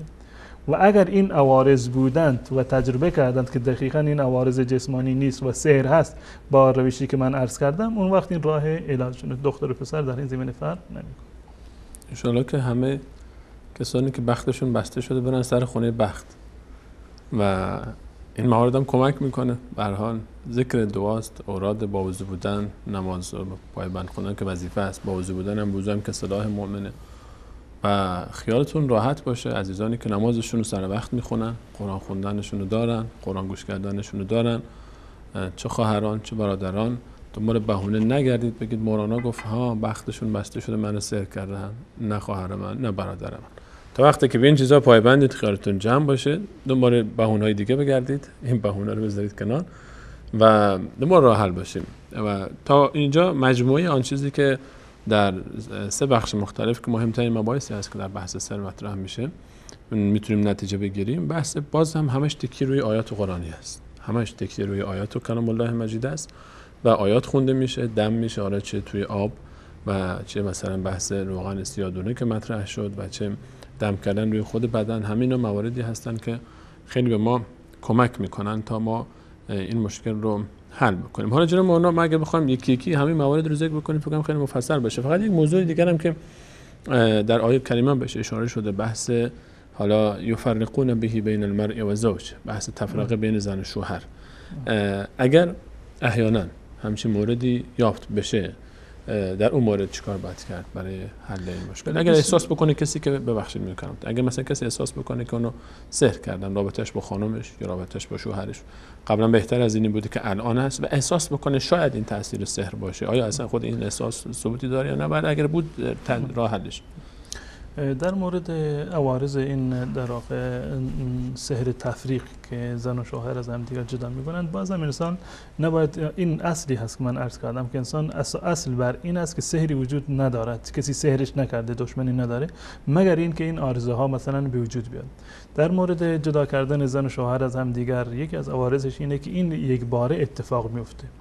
این زن و شوهر با همدیگر خوب بودند و دوست بودند با همدیگر، هیچ گونه مشکلی ندارند، یک باره کاملا این زن یا شوهر یکی از اینها کاملا منقلب میشه و به هیچ صورتی حاضر نیست که با این فرد در واقع در زیر یک سقفی بخوابه و زندگی بکنه. اگه جنگ کرده باشن، دعوا کرده باشن، مشخصه دعوا کردن، نمیدونم طلاق خواسته بهش طلاق نداده، الان میگه برو تو رو نمیخوام، نمیدونم غذا نپخته، بله غذا نپخته، شوهر نمیخوام همچین زنی رو، اینا که مشخصه که یعنی جز این موارد نیست. یک در واقع کره و کراهیت شدید بی مورد رو در واقع اونم یک باره به وجود بیاد، بدون جنگ، بدون دعوا، بدون بهانه، بدون هیچ چیزی، یک مرتبه این در واقع به وجود بیاد. یا این که این زن خودش میتونه احساس بکنه این زن قبل از این که شوهرش وارد منزل بشه هیچ گونه مشکلی رو نداره، کاملا راحت هست، آرام هست و هیچ گونه دغدغه‌ای رو نداره. به محض این که شوهر وارد بشه الان نمیدونم دردسر شروع میشه و عوارض دیگری رو داره و بدگمان میشه و نمیتونه شوهرش رو تحمل بکنه. یا این که با کوچکترین حرفی از همدیگر عصبانی میشن، قبلا این کار این نبوده، یکدیگر رو تحمل میکردن، الان با کوچکترین حرفی همدیگر رو نمیتونن تحمل بکنن و نمیتونن کنار هم بیان. یا با کوچکترین اشتباهی که باشه دنبال حلش نیستن، دنبال دلیلش نیستن، یعنی هیچ کسی از اینا سعی نمیکنند که این مشکل رو در واقع حل بکنن، بلکه میخوان بیشتر به این دامن بزنن.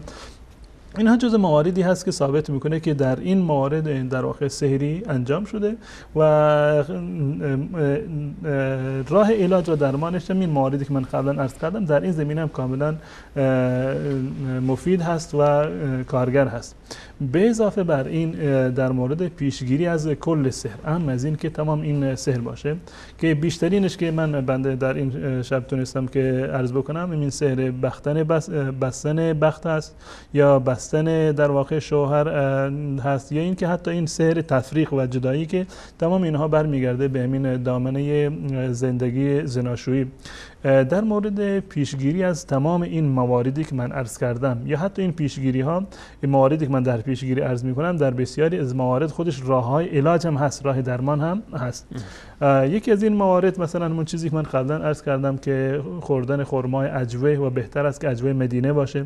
7 دانه خرمای سیاه کوچیکی که در مدینه فراوان هست، حتی صبح قبل از صبحانه 7 دانه از این بخورن. در اون روز نه سحری اثر میکنه و نه در واقع سمی بر انسان اثر میکنه. در روایت صحیح بخاری و صحیح مسلم اومده، لفظ صحیح مسلم در این زمینه این است که من تسبح 7 تمرات عجوة لم يضره ذلك اليوم سم ولا سحر، که هر کسی که 7 خرمای عجوه بخورد در اون روز نه سحری بر اون اثر میکند و نه در واقع سحر سمی بر اون کارگزار خواهد بود.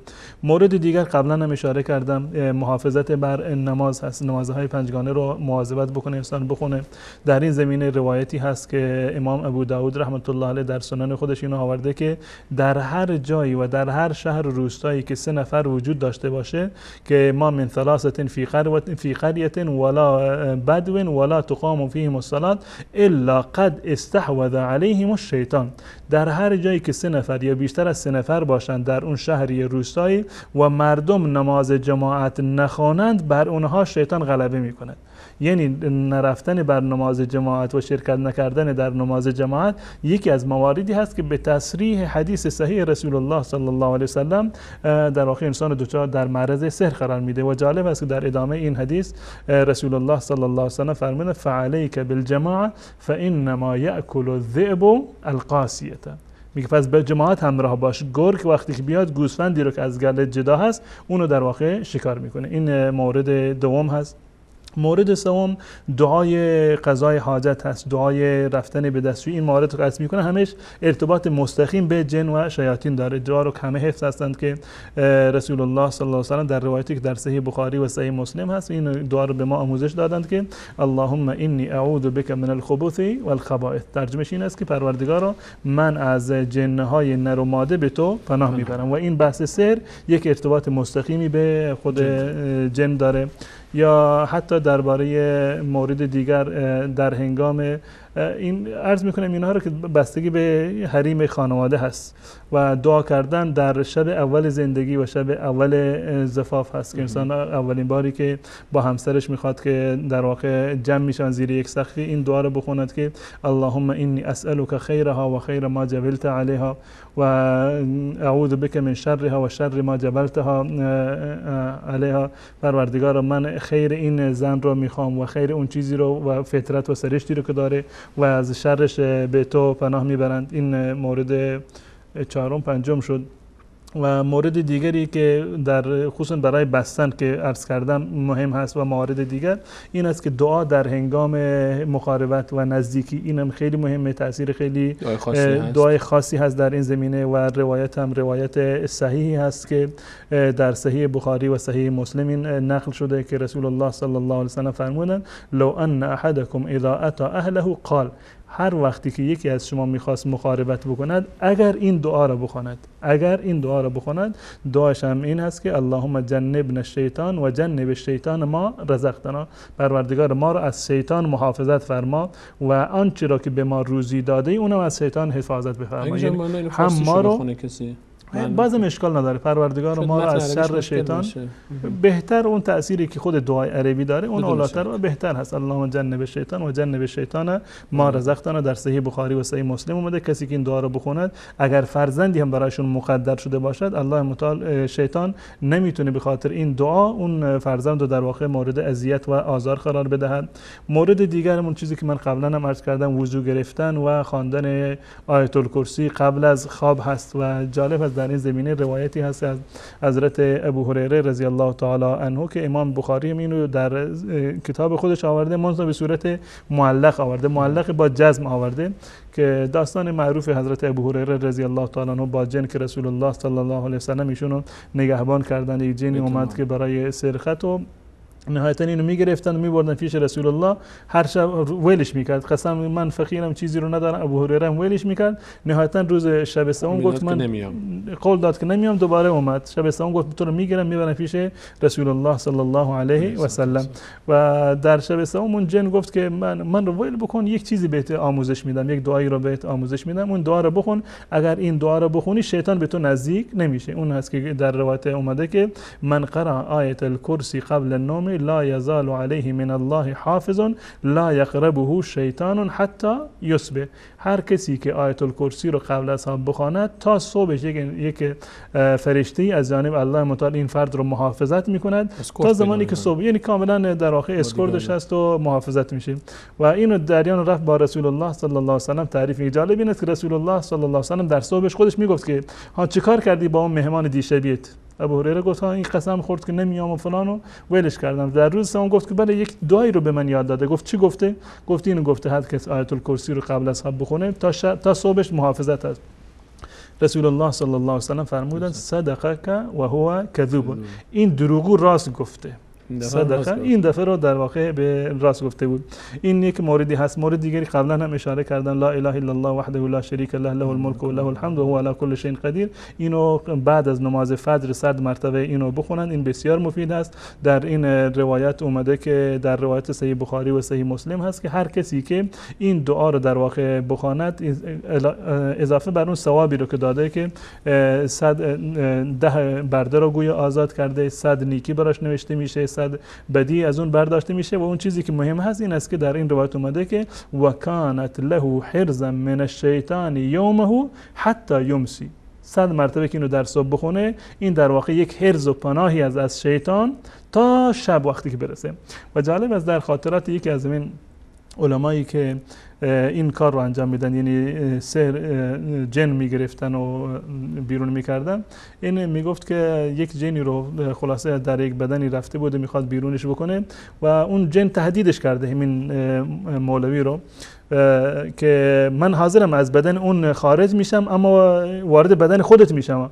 گفت اشکال نداره، از بدن اون بیا بیرون، بیا وارد بدن من بشو اگر تونستی. بعد گفت که نه من میتونم وارد بدنت بشم، نه هیچ جن دیگری. گفت چرا نمیتونی؟ گفت به خاطر اینکه تو 100 مرتبه امروز این دعا رو خوندی، لا اله الا الله وحده لا شریک له له الملك و له الحمد و هو علی کل شیء قدیر. این مورد دیگری هست که بسیار برای پیشگیری از جن زدگی در واقع خیلی مهم هست. و دعای دیگری که در هنگام دخول مسجد هست، وقت ورود به مسجد هست که رسول الله صلی الله علیه و سلم این دعا را میخوندند. این روایت حسن هست در سنن ابو داود است.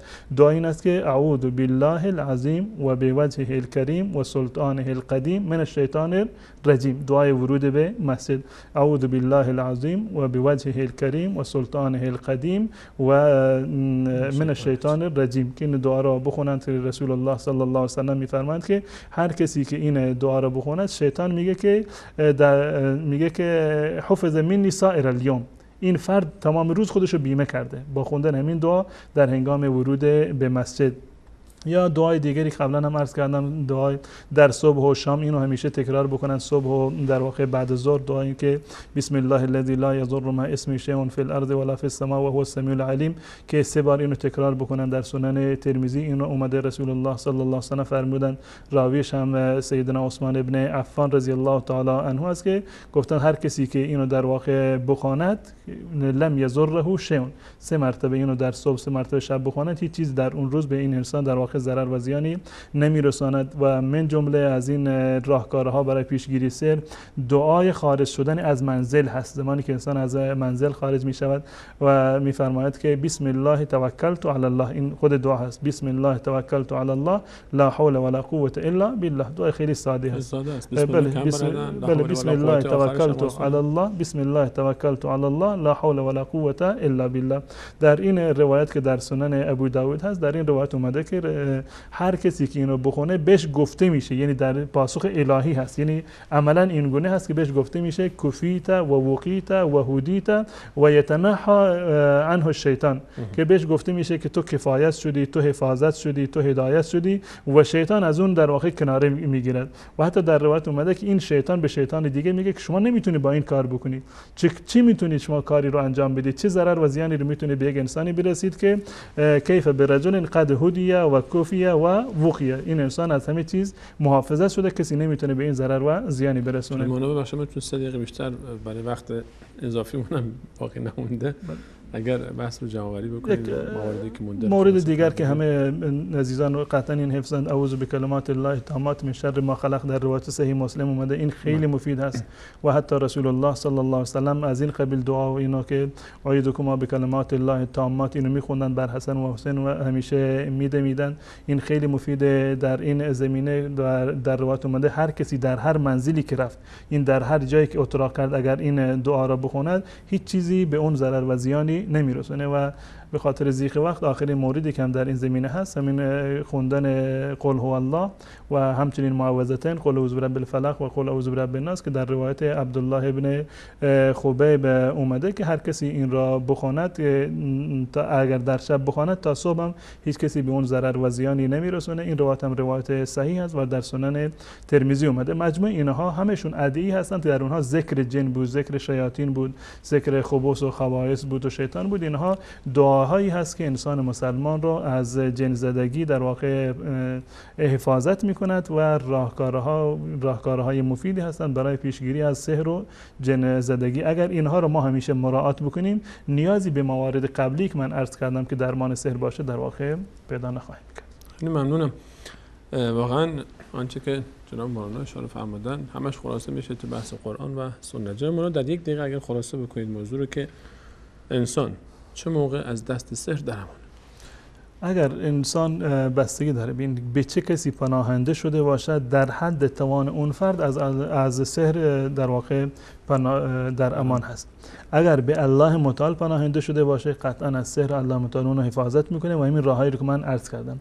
اما اگر امیدش به پیر باشه، به پیغمبر باشه، به امام و امامزاده باشه، به فلان دعانویس و ساحر باشه، در اینجا در واقع خودش رو فروخته و در معرض خطر قرار داده و بیشتر از هر زمانی ممکن است که دچار سحر و جن زدگی بشه. خیلی ممنونم. وقتمون کاملا به اتمام رسید. من جا داره که تشکر بکنم از محمد جان و محمد رفیع جان و احمد جان عزیز و فرید و عبدالله الیان و همه شما عزیزان که ما رو همراهی کردید. ما همچنان موضوع ان شاء الله با از مولانا من یه قول دیگه بگیرم بدون که نظرشون رو بخوام، یک جلسه دیگه ان شاء الله در این موضوع همچنان با شما صحبت خواهیم داشت. بحث فالگیری مونده، بحث چشم زخم مونده هنوز و مواردی در جن زدگی و راههای درمانش ان شاء الله اونها هم در برنامه بعد با شما عزیزان مطرح خواهیم کرد. سوالاتتون، نظرات، پیشنهاداتتون رو با اس ام که اون پایین سمت راست تصویر می‌بینید، سمت راست من، سمت چپ کانال همیشه نوشته میشه. شماره اس ام میتونید در طول هفته برام بفرستید یا با ایمیل کانال و پیامگیر کانال و ان شاء الله حتما مسائل مربوطه رو که نیازی باشه مطرح نشده باشه مطرح خواهیم کرد. در پایان تشکر میکنم از شما جناب مولانا و همه شما بینندگان عزیز و شما رو به الله متعال میسپارم. الله یار و نگهدارش.